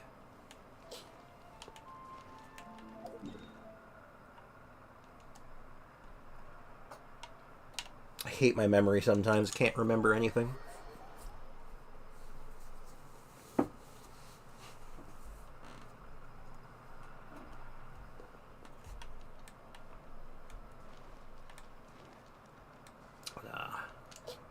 Also, good news. We have just enough to do one more Wii Nut. So let's go... I can't even say what I was about to say. I'm like, that was too offensive. Anyway, let's go beat up the Wii Nut. I hate this thing's name so much. They called it a Wii Nut. I can't get over it.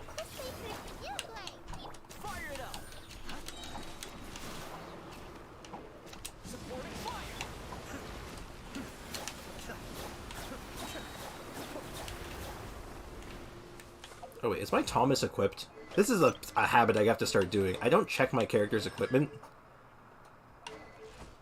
Yeah, he's sort of equipped. It's fine.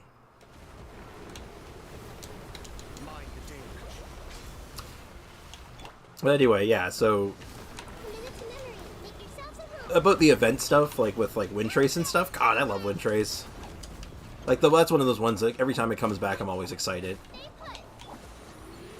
Fungus Mechanicus is one I'm usually pretty happy about. What else is a good one? The Hypostasis event I usually like.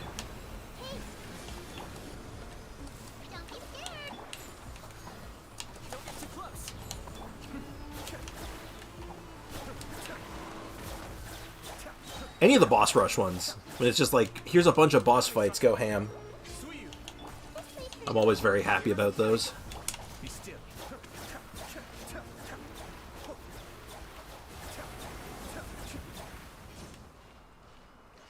I should use Iato more.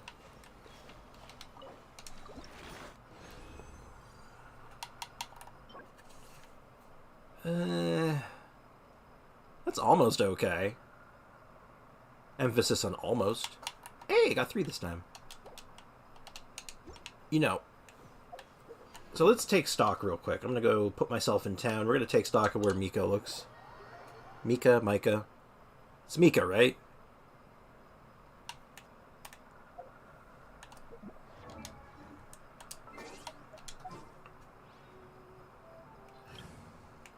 Nope.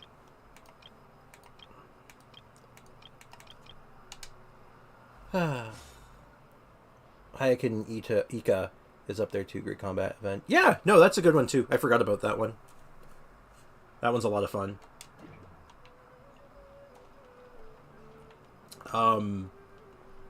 Oh, as far as one that was newer that came out that was just like a mini game that I actually surprisingly liked quite a lot for some reason. I really liked the beetle battling one for some reason.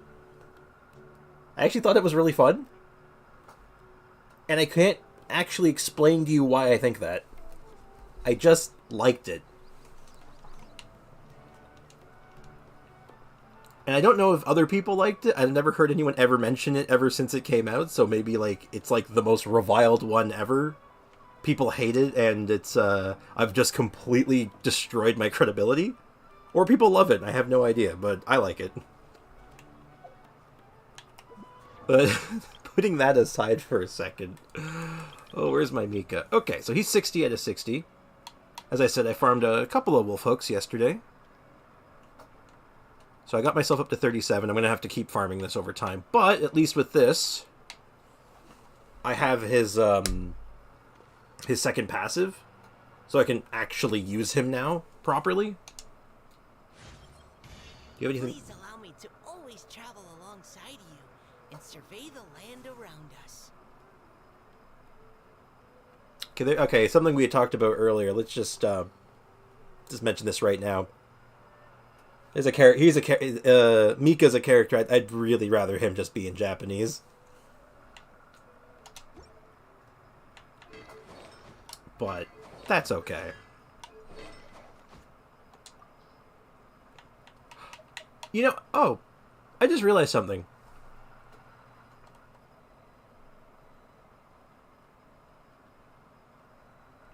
I was unsure about it at first, but damn, I never thought I'd be that happy over a turned beetle that I challenged. Yeah, yeah. No, I had a similar thought because at first I'm like, oh, what? So you just like bump into them, and then I realized, oh, there's some actual like thought here and like mechanics. That's interesting. Someone put a lot of love and care into this over bumping beetles into each other. I dig it. But yeah, so that Yao Yao test run I was doing earlier when I just did that one boss with her, my Yao Yao was using a level 1 beginner's spear. So that explains why she wasn't doing any damage. Not that it mattered, because Yao Yao doesn't need to do damage, because I forgot I put her weapon on Mika. Oops. I'm so good at this game. I'm so good at this game, I swear. Oh yeah, so he is now 60 out of 70. Let's see if we can get him to 70.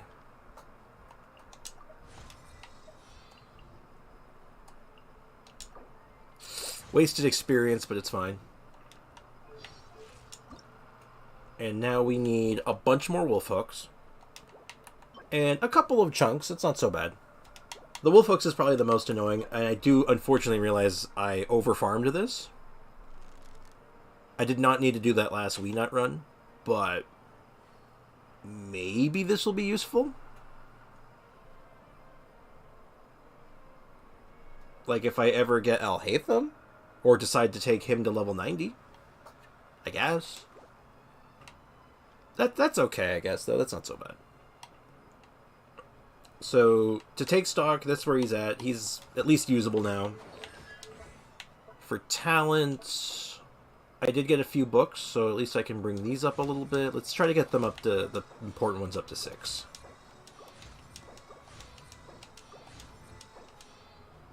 I am one book short. God. I'm fine. It's fine. I have books. I have green books. I'm fine. Everything is good.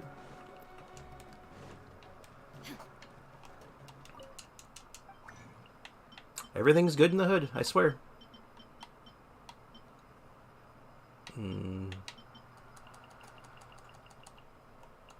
I'm going to leave 3 of those. Just in case. Actually... No, that's dumb. That's dumb. Why am I doing that?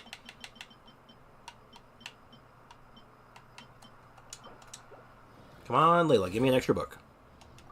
Come on, Layla.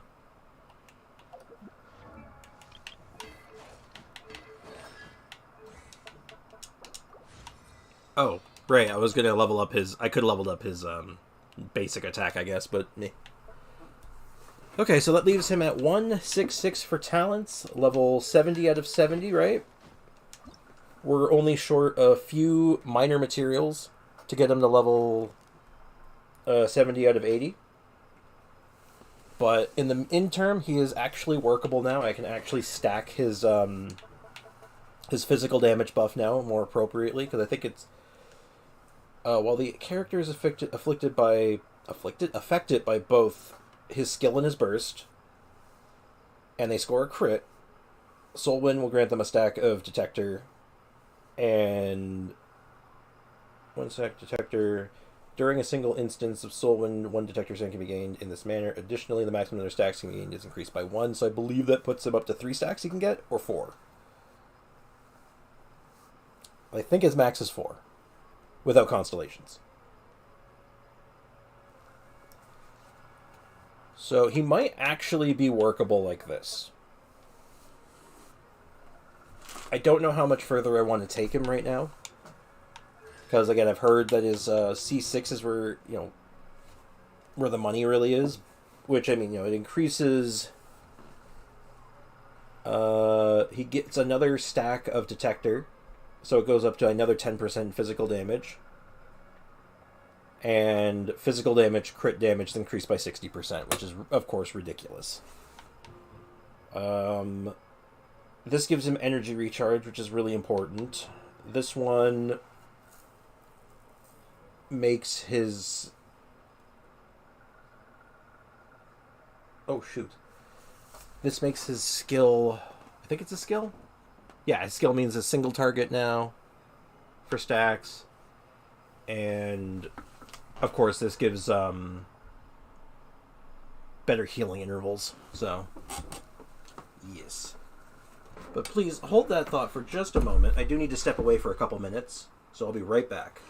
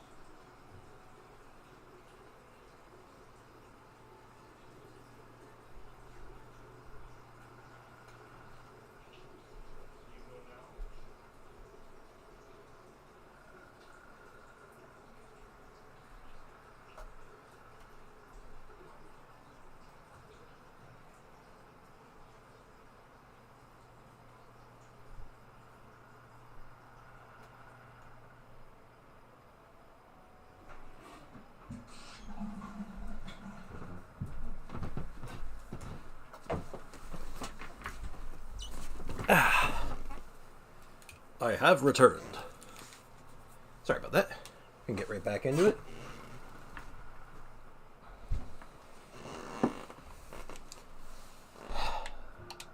So anyway, to kind of sum up what I was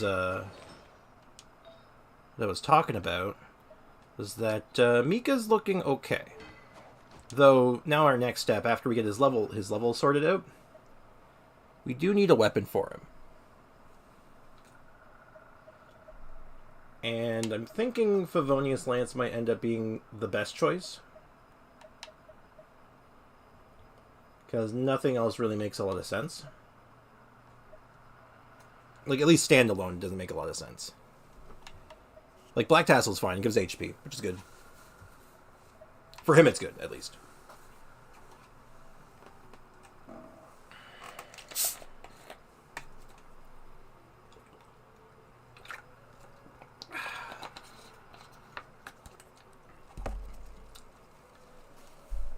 Oh, man. I have my work cut out for me. Oh, I actually have some... Okay, let's take a look. Let's see how far we can push this.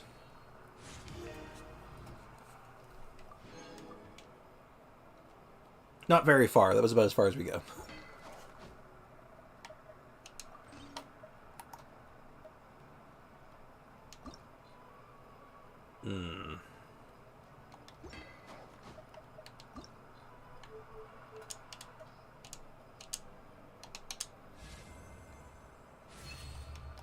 Should probably... Now I'm going to decide if I want to try to focus on refining... Yeah, you know what? Okay.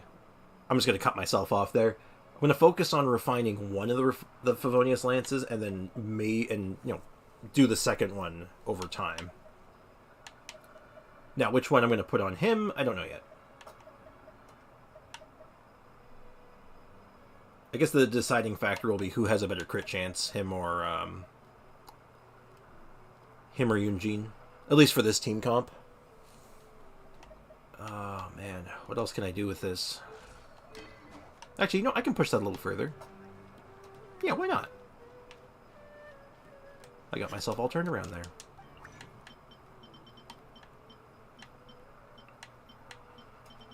Now, it was these chains, right? Okay, I can only make 2.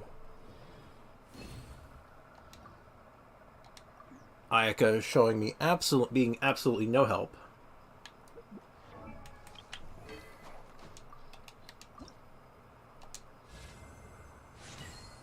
Alright.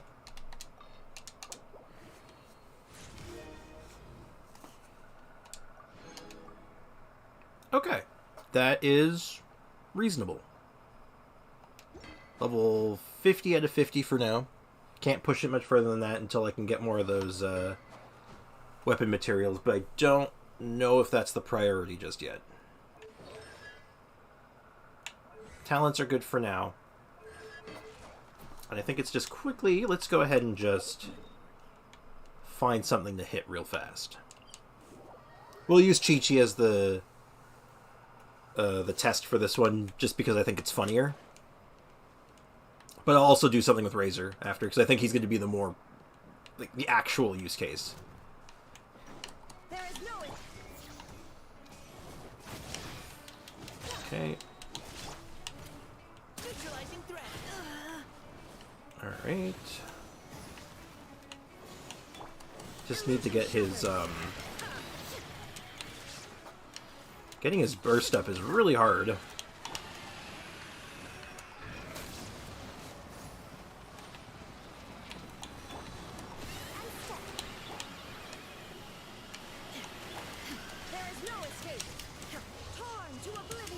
Do this just to hopefully get his burst up. There we go. Strike is one.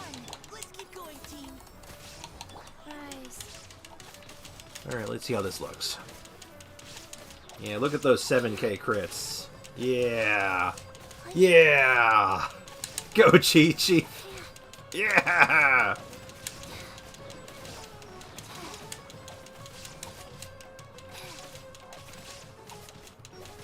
Beautiful.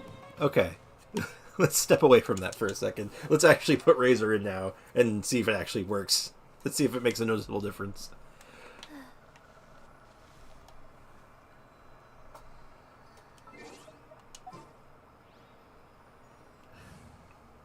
So this will be Rosaria, You've got a job for me. and Chi-Chi will be Razor. I'll scout ahead. Now for the hard part. I gotta go find something to beat up real quick. I need to get my energy back. Anybody? Anybody? Hello? I only want to hurt you a little bit. I only need your energy. Precision strike. Flag fly.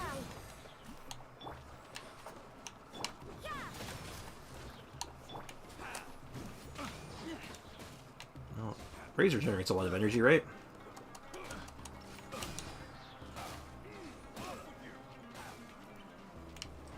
More energy.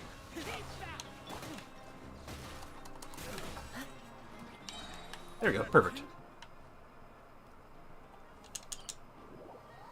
So, last time I tested this with Mika not being able to really trigger his own buff on a single target, now I can get a stack of his buff, but I think only one. So, it's still going to be better on multiple targets, but we'll see. Again, this is just for the sake of experimentation. We're just going to see if this makes any difference. I was hitting for about 25k with Razor, at the high end. So let's go ahead Your grand finale. and test this out. Now's our chance.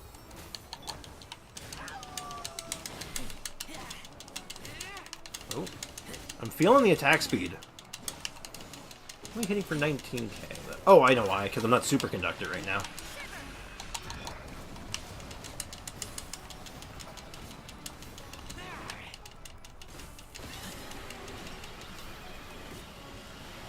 Not bad, though. You can't run.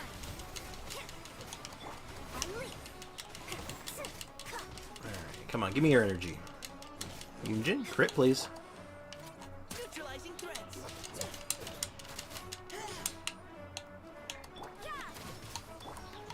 Alright, so far so good. Just want to get everyone's burst off. Okay, there we go. Leave the wounded to me. Alright. Yeah, with 24k. Was I doing 25k before? Now I'm not sure. What was I doing differently to make me do that much? I might have... Did I change any of my equipment around?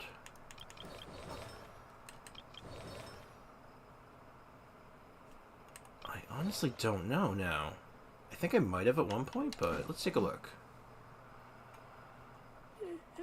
His crit damage is a little lower than I remember, but...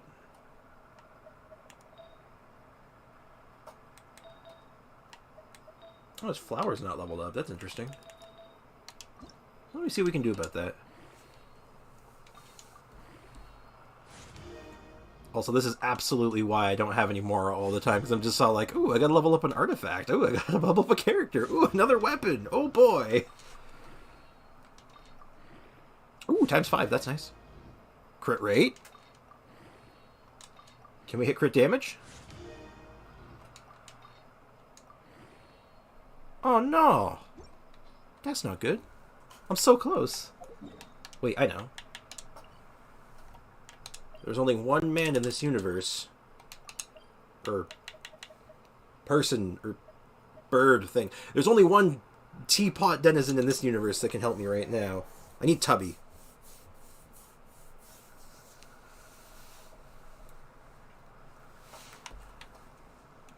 Tubby! Sell me things! Also, give me my coins. I need coins. Tubby, I need... Oh, I didn't... Oh, yeah, right. This reset. Right.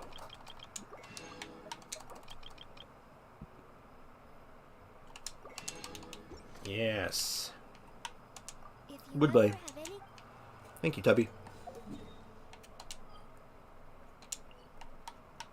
Sure, we'll just do this in Mondstadt.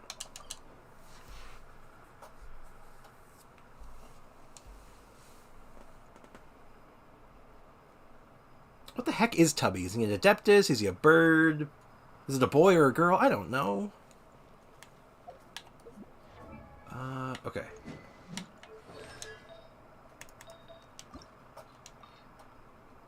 Ugh.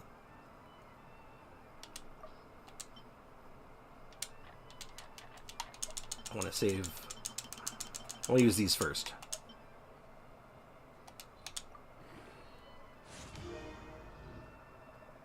Oh. Good old flat defense. Well, can't win them all, but it's... That's an okay piece, at the very least. I can live with okay. So 62.9 crit rate over 141 even crit damage. Then Rosaria gives currently 15% of her crit, which is only 63? That's not right. Oh, it is right. Right. Okay. Oh. Am I really doing this? I'm going to close my eyes.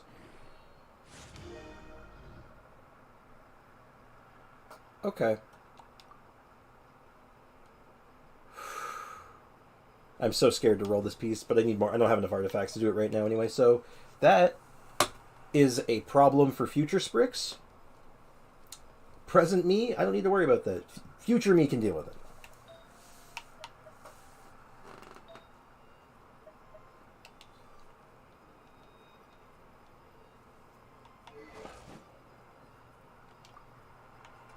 Yeah, so she's only at 63% crit rate right now, and I know why. It's because she's not using a leveled up crown helmet circlet. Because currently, do I have? I do, but Kaya's using it. Let's just put it on her for now. Let's see how it looks. Yeah, 90%. That's a lot better. So that's like, what, 12.5% crit rate transfer? So let's just say 12%, just for quick math.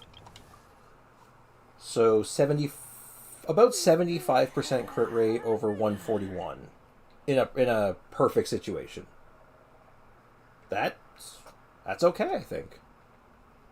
That's actually not so bad. I might try him out with the bacon sword at one point, just to see if I can get more crit damage and see if it, like, how it works out, but that's an experiment for another day. I don't particularly want to go digging around through all my artifacts to find another... Oh, this is already crit damage. Oh. Huh. Curious. Wow, is this really as high as I can get it? Oh. Yeah, no, I have a lot of crit rate on my artifacts, not a lot of crit damage. I have some.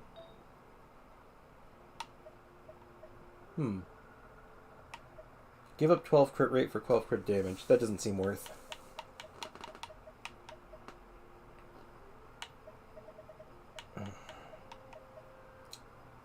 This is a struggle. One struggle and a half.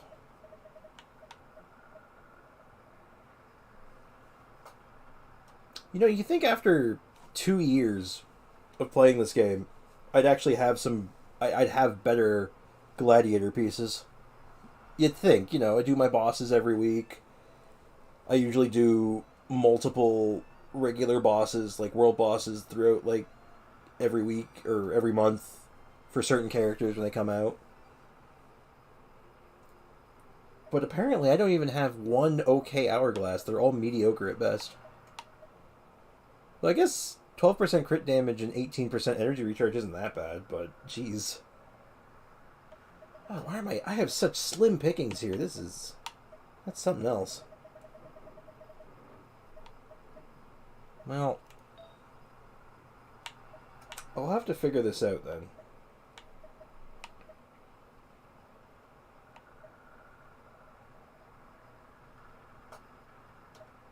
Yeesh. Oy vey. Okay, well, we'll figure that out later. Razor's not really the focus on my next project anyway. It's mostly Mika, but Razor's going to be kind of a core part of it, right? So if Razor's not, like, getting it done, it just doesn't work together, because it's weird, because Mika's so niche, right? So if the character that the niche is for isn't holding up, then it just doesn't work.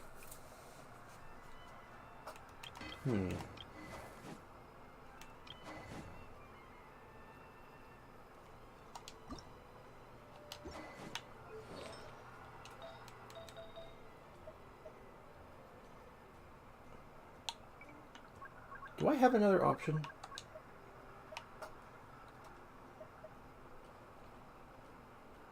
Okay, I know why I was using this crit rate one over that one. It's for the energy recharge. But that one is clearly better. Let's try this, see if it makes a difference. Yeah, 175 energy recharge. 48 crit rate. And a pretty a nice hearty chunk of additional defense, so that'll boost my damage just a smidge. Yeah. Okay, so that's where we're at with this team. I'm hoping, my goal right now is I want to put together a video on physical teams, hopefully by the end of this week. That's my plan, at least. I just hope I can get Mika there and, like, to a point where I feel, like, satisfied with it, you know? Like,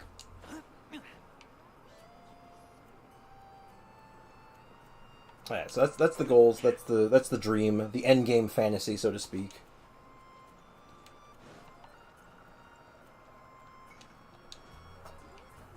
And hey, if it works out real well, get that 50k subscribers, and then we can work on Aloy next. It'll be great.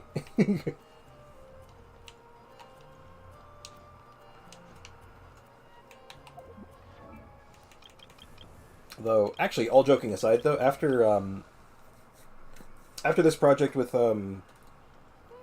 Mika and, like, the physical characters are done, I'm either gonna work on Amber or Chi-Chi as, like, my next focus for, like, I wanting to do something interesting with them, but I don't know which one I think would be more fun to work with. So I'll put some more thought into that throughout the week. But yeah, I don't know about you. Who's after Mika? Yeah, I don't know what the stream delay is. You might have actually heard me say it already, but yeah, it's either Amber or Chi-Chi as, like, my as my next project. Unless some other character gets announced or comes out that changes my focus, but that's the current plan that I have in mind.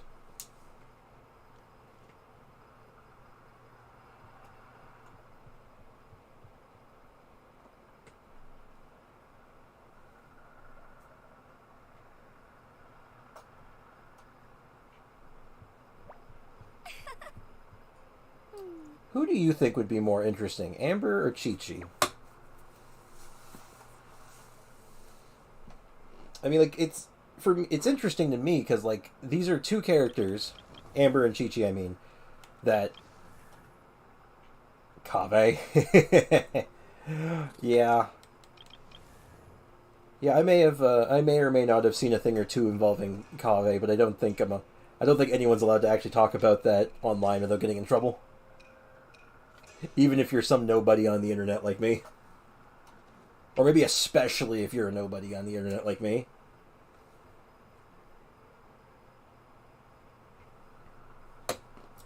But don't you worry, I got plans for Kaveh. I have plans, don't you worry, it'll be great. But I think Kaveh is still a ways out, so I have to think of stuff to occupy the time in the meantime.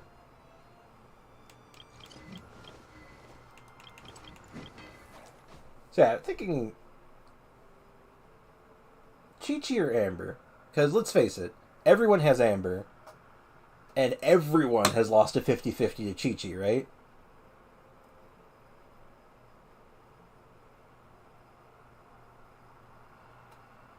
That is true. It could be like a transitional thing, sort of. Or like I do the Mika team, and then that could lead into like bridge into Chi-Chi and all the things I can do with her.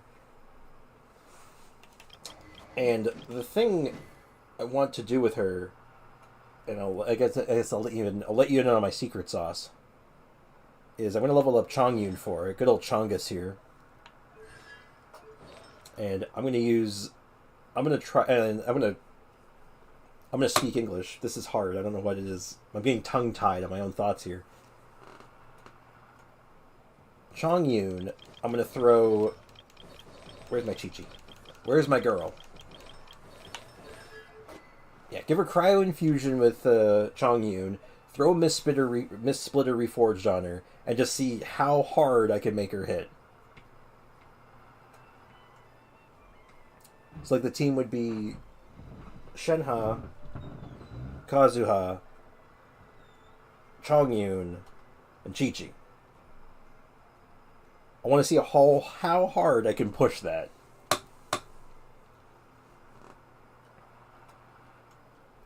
And before anyone says anything about that, I am aware how stupid that sounds.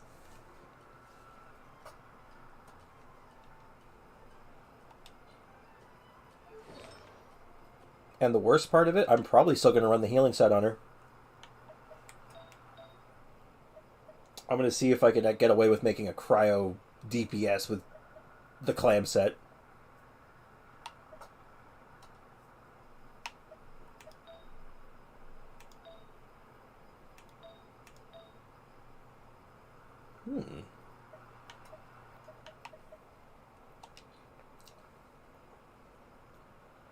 Yeah, because I think it's about time for everyone to see Chi-Chi in a new light.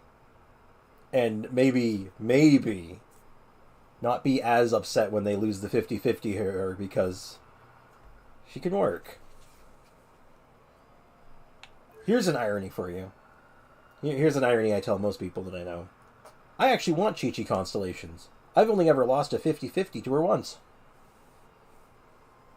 Hello, MDR Gamer. Welcome. Howdy. We're just having a short conversation about Chi-Chi.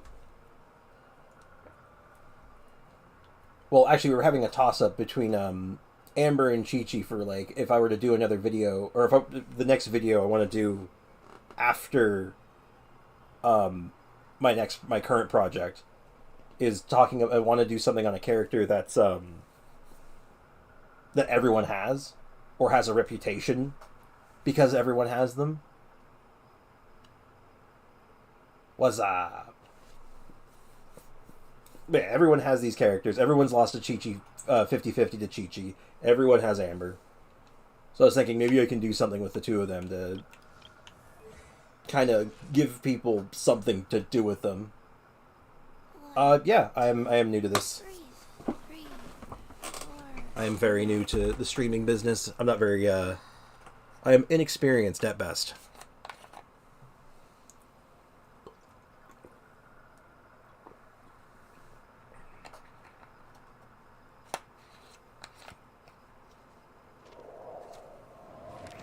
I'm both new to streaming and doing YouTube stuff in general.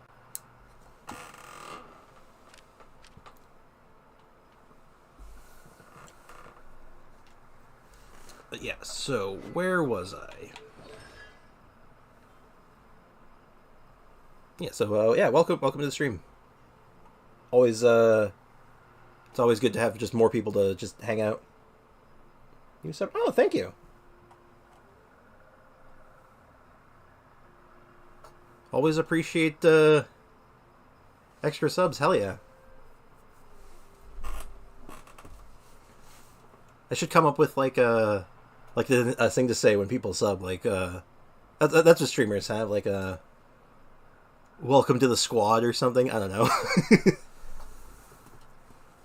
I'm running by the seat of my pants. I'm flying by the seat of my pants. I don't know what I'm doing. It's all good. But yeah, just to get to finish the thought I had, I've actually never lost a 50-50, I think, to Chi-Chi. I said I did, but now that I think about it, I'm like, I think I just got her off the standard banner.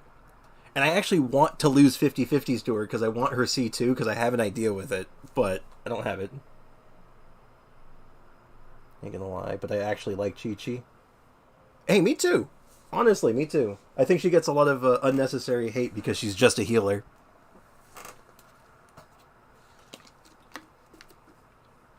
I can think of lots of good reasons to like Chi-Chi. She heals like crazy. She's kind of like funny, conceptually. Like this little undead child who's just like... basically has no idea what's going on half the time because they have no memory.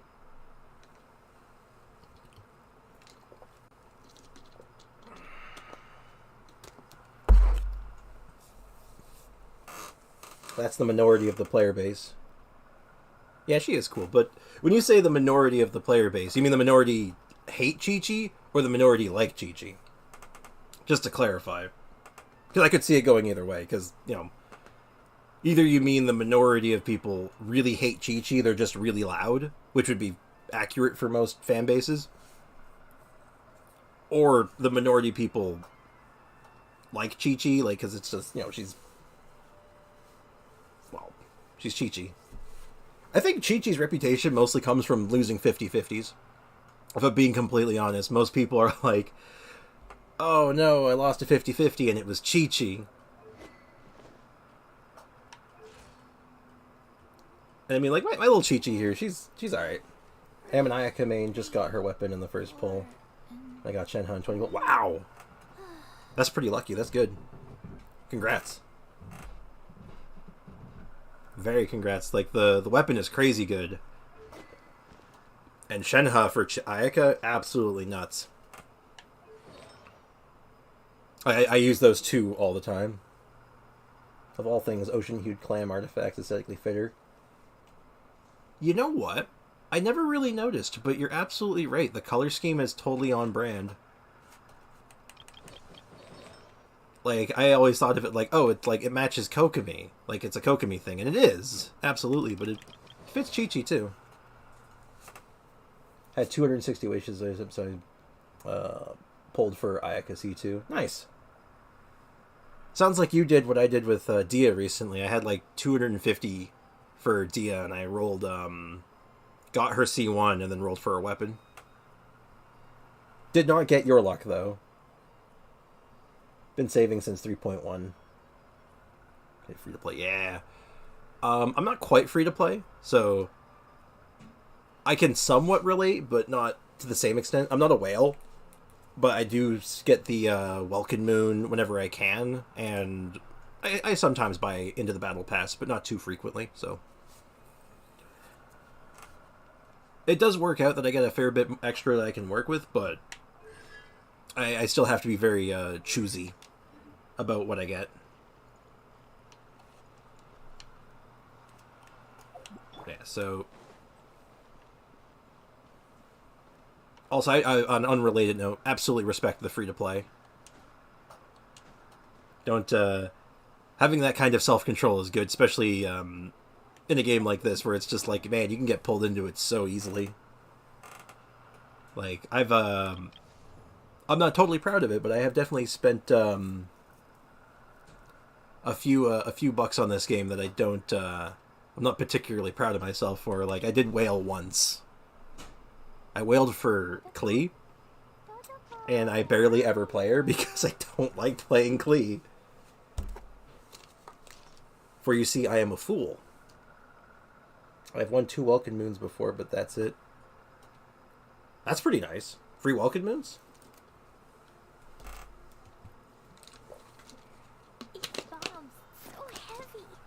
That's the magic word right there. Free. It's one of my favorite words.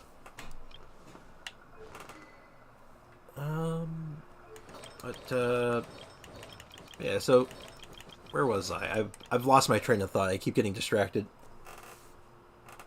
I'll warn you right now, MDR, is that I have the attention span of a goldfish sometimes, so like I'll be talking about something and then someone in the chat will mention something and they'll just completely like go off on a tangent. It's kind of terrible. But yeah, so the one thing I was talking about shortly before you joined, we're working on a project for Chi-Chi.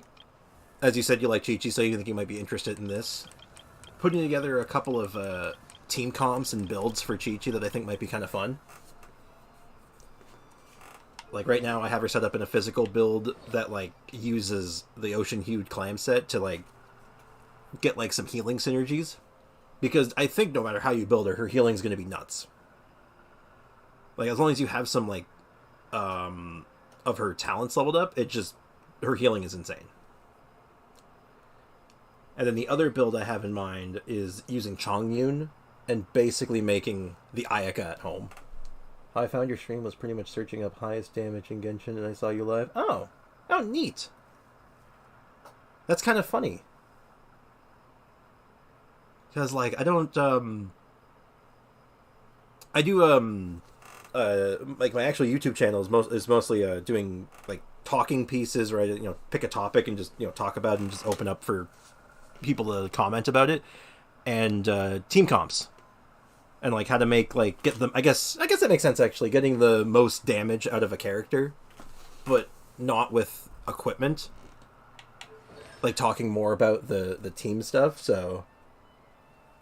It's, that's kind of interesting. That's cool. The algorithm has found me, apparently. That's neat. Yeah, so the goal right now, over this week... is just, I'm leveling up Mika. Let me just get back over to my boy. Where's my boy? Yeah, so we're leveling up Mika, and we're working on him. Ignore his artifacts, he's not even... He needs help. We're working on it. But yeah, so we're working on Mika, and we're trying to make a bunch of physical teams. And seeing how far we can push a physical team, specifically without Eula. Not because I don't like Eula, but I don't own her, so I have to... We're making do with what we got. So I've been doing it with Razor, we've tried it with Rosaria, I've been poking at the idea with Chi-Chi, which has been kind of funny, I'm not gonna lie. Like, the damage is not phenomenal with Chi-Chi, but it shouldn't be. But it's better than I think it was going to be. Like, you know, 6 to 7k damage per swing, potentially, which is like, that's kind of high for a Chi-Chi. Oh, I got him C6 while rolling for Ayaka C2 and the remaining wishes. Yeah, I only rolled on the banner just to get one Mika. Even though I wouldn't have minded going for it. Like, I mean... I own both Ayaka and Shenhe. And I use them a lot. But I figured I should probably save my wishes for, like, a character I'm super excited for, rather than trying to get a constellation.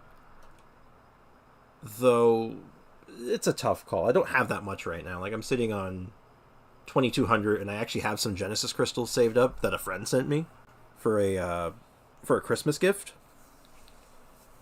So, like, what do I have right now? Yeah, I got, like, in total, I'm sitting on, like, 4,600, so I have a couple 10 pulls.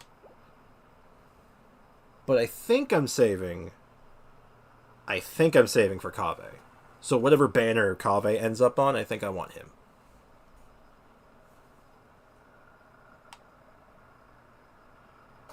So I've heard whispers that he may be coming out eventually. Well, of course he's coming out. He has his own model. Of course he is. It's just a matter of when.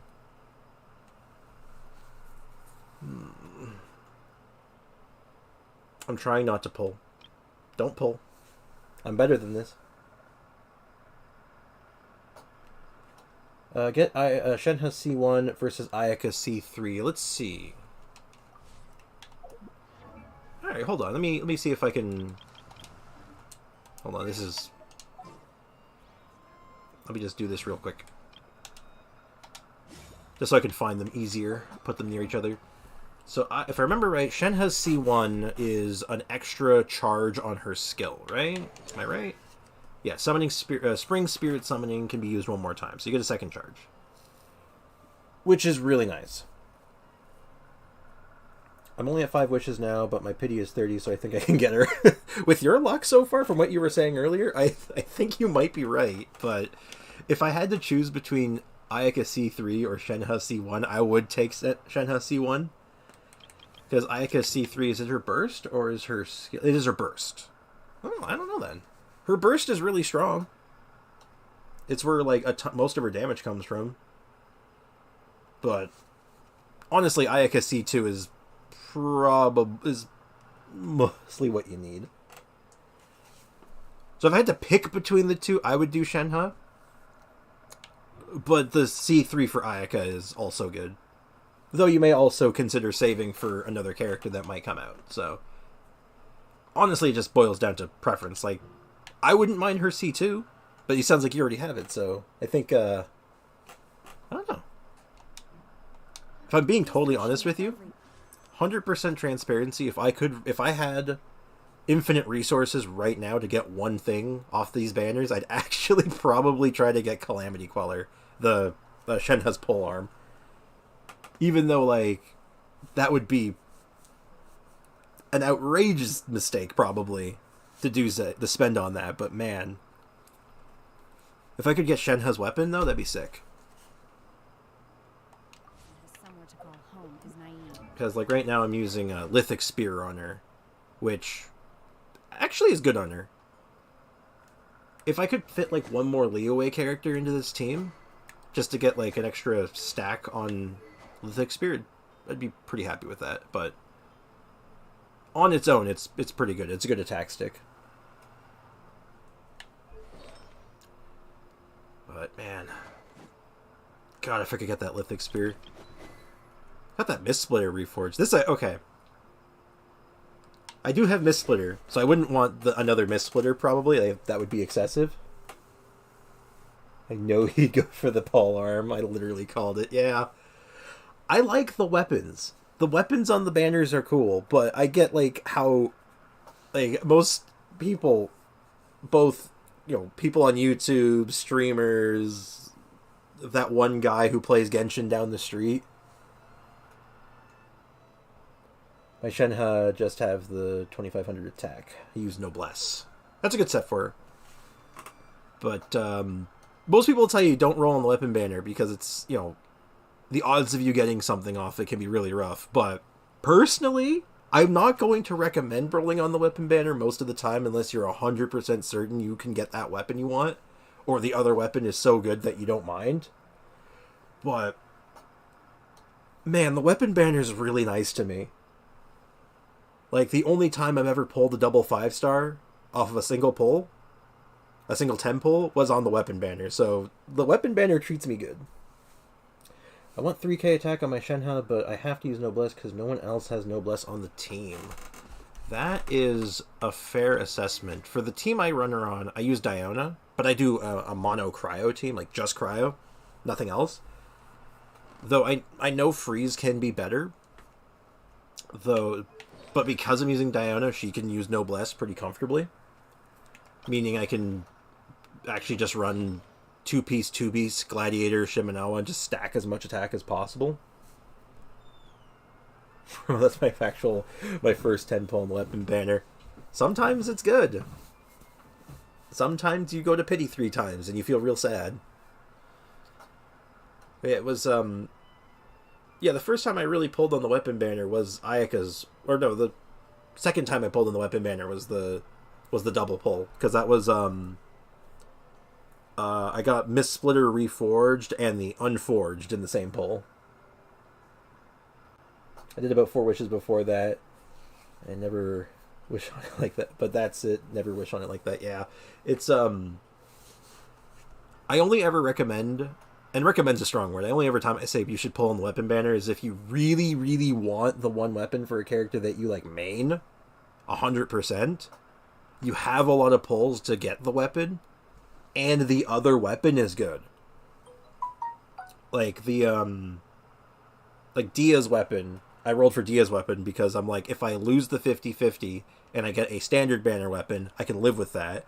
And if I get the other weapon on the banner, which is the Cyno's polearm, I don't have Cyno, but that's a really good polearm. So I say, throw caution to the wind and just go for it. But it's just, yeah, you got to think about. You just got to, I guess, mentally prepare yourself for the worst. How much? Yeah, attack. Shen has attack 34-47. Feels good. But yeah. So back to the original question. C1 Shenhe probably better than C3 Ayaka, but I could go either way. Now, if it was C2 Shenhe, that would be a different story. Because her C2 is crazy. 6 more seconds on her... I believe that's her burst. So yeah, 6 more seconds on her burst and 15% crit damage for anyone in it. Like, that's... it's beautiful. Absolutely beautiful.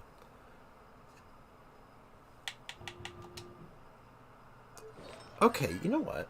Before I got Kokomi, Jean, and Shinja in one pull... Wow! That's a good pull. That's a very healing pull. Like, that's a lot of healing in one pull. Kokomi and Jean, 2 really strong healers, and Shinsho, who also heals somewhat. That's a lot of health. And before that, I got Kazuha in 20 pulls. Funny enough, I also got Kazuha in, like, 20 pulls. But that's a whole long story. I didn't want Kazuha at the time. I wanted the 4 stars on the banner, and the game just gave me him anyway. And I was very pleased with that. But I do have a question for both of you in the chat and anyone else who might watch this stream later down the line for whatever reason. If you could C6 any 5-star right now, no consequences, no cost, what 5-star character would you C6?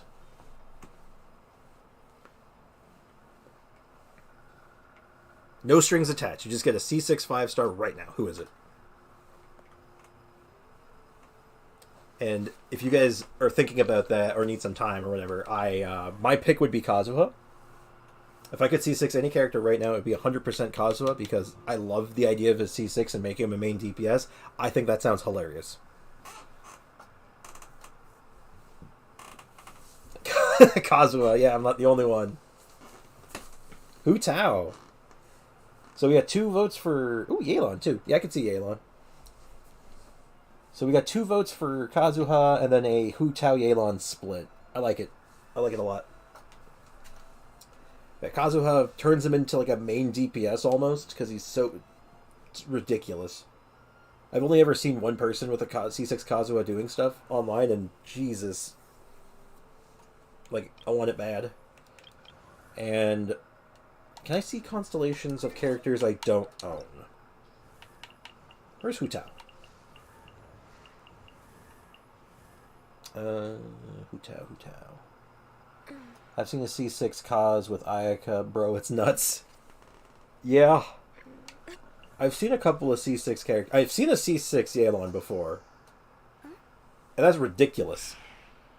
100% ridiculous. Just gonna check Hu Tao C6 real quick. Like, I know her C1 and is really good. C6. Oh, this is the one where she dies during combat. She, like, gets a bunch of health back and then, like, turns into, like, an unstoppable monster of damage. Okay, yeah, I remember this one.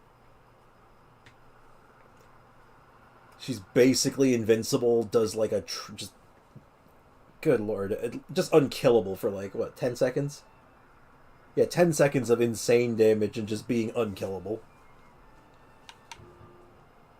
And then, like, her C4... Her C4 is weird, isn't it? Yeah, her C4 is like a party buff, which is so strange. And then Yelan... What is her? I've only ever seen it. I don't actually know what it does. After using Depth Clarion Dice, which... That is her burst. Okay. Yelan will enter a Mastermind state. In this state, all of Yelan's normal attacks will be special breakthrough barbs. These breakthrough barbs will have similar abilities to normal ones, and the damage dealt will be considered charged attack damage, dealing 156% of the normal breakthrough barb's damage. Okay, I understand. So basically, you pop your burst, and then everything dies. Did that sum that up? That sound about right? Push button, everything evaporates. That's crazy. Yeah, her C1 gets an additional charge. C2 is... Exquisite Arrow conducts a coordinated attack and will fire additional water arrow that will deal 14% of Yelan's max HP. That's really good. Increase all party members' max HP by 10% for every opponent marked with lifeline, and when the lifeline explodes, a maximum increase of 40%. Wow, Jesus. Alright, well, I already knew Yelan was nuts, but these constellations just kind of push it over the top. Yeah, man, that's, good lord. On Ayaka Freeze team with Kaz, Shenhe, Ayaka, who gives more damage? Diona or Kokomi? Oh. Okay, that's an interesting question. Because I heard C6 Diona with Kaz is crazy. Yes! There is, overall, so I don't have C6 Diona, unfortunately, but, if you do have C6 Diona, and you're using Kazuha specifically, or Sucrose. Sucrose also has picks up pretty well from this as well. Diona will enable you to do more those two to do more damage. So like Sucrose and Kazuha will hit harder, and also Diona gets gets a good chunk of extra damage from Shenhe as well, which also it's pretty good. Like it's overall a bit more damage just standalone, but if you're freezing things, the freeze will do more damage, not on its own, because freeze doesn't do any damage, but Ayaka's burst is able to hit more times through the freeze, because the burst gets stuck on them, right? So it just gets a ton of ticks really quickly. So in a situation where you can actually group and freeze the enemies, the freeze does more damage with Ayaka's burst. But if you can't freeze them, or grouping them up is way too difficult, the Diona does more damage overall. Yeah, that's the best way of doing an ASC, trying it out yourself. It's because ultimately, even if it does more damage, if it's not like comfortable or you're not vibing with it, then you're probably not going to want to stick with it, right? So, like, personally, that team, I like Diona more because I like having the shield in most situations, but I do use the Kokomi in it sometimes as well. I think they're both fantastic options. Just depends on the situation if you're concerned about which one does more damage. But it's hard to argue with 200 extra elemental mastery on Kazuha. It's just it's hard to beat that. That's a lot of EM for not a lot of work. Oh yeah, so we've been just kind of going through these characters. We think, is there anything else that I need to get done today or go over? Also, yeah, because I don't like Mona, and Mona is the best for that. Yeah, in most cases, yeah, definitely, because Mona, like, if you just want to see big number, Mona's the way to do it. But I'm not the biggest. I like Mona to some extent, but every time I try to put her in a team, I always feel like it just doesn't feel right. So I don't use her that much. I build my Kokomi. She heals almost 9k per tick, so I'll stick with her, I guess. It's a safe pick. I'll never say no to Kokomi. Like, Kokomi is really, really good. Her healing is fantastic. And, yeah. It would be a waste, right, to invest and not use her. I feel that. Like, oh, man, Kokomi is, oh, excuse me, I got something caught in my throat. If you put a lot of time and, like, investment into Kokomi, I feel like you want to use her whenever you can, right? And she, how do I put this? Kokomi's safe. But I want a shield. Yeah. What? Yeah, so I say go with your original plan. Try them both out. See how it feels. Dion has been a fave, bro. Big carry. Yeah. You know, depending on the content you're doing, like if you're doing Spiral Abyss, you could do something like I've done in the past. Is depending on what's in the Abyss, I'll have like my first half be this team, Shenhe, Diona, and Ayaka with Kazuha. And then the second half, I'll put Kokomi in with like a taser team. Like if you have the characters for it and you're interested in trying something, if you haven't done it before, I got a team here that you might vibe with, and it's not super expensive. Just if you're using Kazuha on the other team, just replace Kazuha with Sucrose or any Animo character, honestly. But just Kokomi, Fischl, Beto, and Animo character, and you're good to go. It's a shockingly good team. That was a pun. I'm sorry. I didn't mean it. No, I have Raiden as a second team. That's good. Raiden's really strong. I can't argue with that. Ah, international. Can't go wrong. That's a classic. I tend to deviate a lot. Like, I'll jump from team to team. I wish I had Sarah, though. Yeah. I do have her. I don't have her leveled up, though. Mind be purged, world be saved. Alright, Chen, huh? I don't have her, like, invested in. I don't use her that much. But I do use Raiden a lot. Like, I do a version of the international team. Or, like, the Raiden national team with, where is she? With my girl, Dia. And, this team's a lot of fun, too.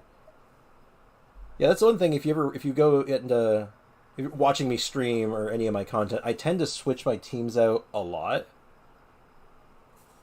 for whatever content I'm doing. I just like having something fresh to do. C6? Oh, which character? Sorry. Oh, Sarah? No, I do not have C6 Sarah. Sorry, the stream delay throws me off a little bit. I haven't quite got used to it yet. I think, actually, what is her constellation? Yeah, I have her at C3. So I know her C6 is like where the cash money is, right? Yeah. Electro damage, crit damage. Yeah. 60% crit damage for your electro characters. I'm gonna check out your vids. Oh, thank you. Yeah, it's a mix. I have a mix of stuff. Mostly what I do is team comp stuff. Like, I don't really talk about the builds of characters because I feel like there's so much information on how to build a character, what weapons, and a lot of them it ends up being kind of obvious. Not always. But, like, you look at Kazuha as an example, and you look at him and you're like, yeah, he uses the Animo set.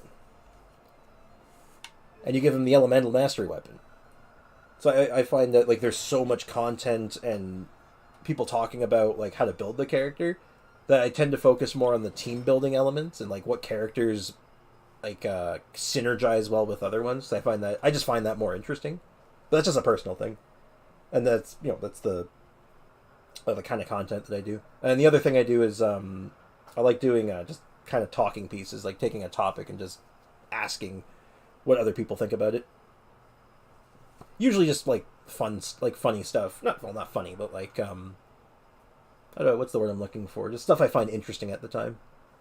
Like, the most recent one I did was why we main characters. Like, everyone looks at the same cast of characters and can all pick out a completely different main for a different reason. It's kind of crazy how that works out. But, yeah.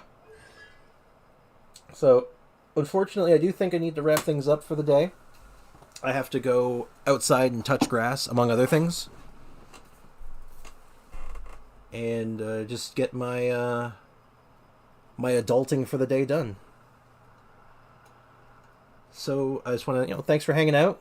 Thanks for stopping by. It was a good time having fun talking to people and just bouncing ideas off of each other. So hope to see you again, MDR Gamer, and Nikki. Thanks as always for hanging out.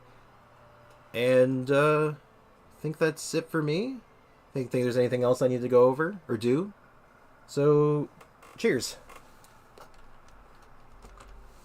Take care.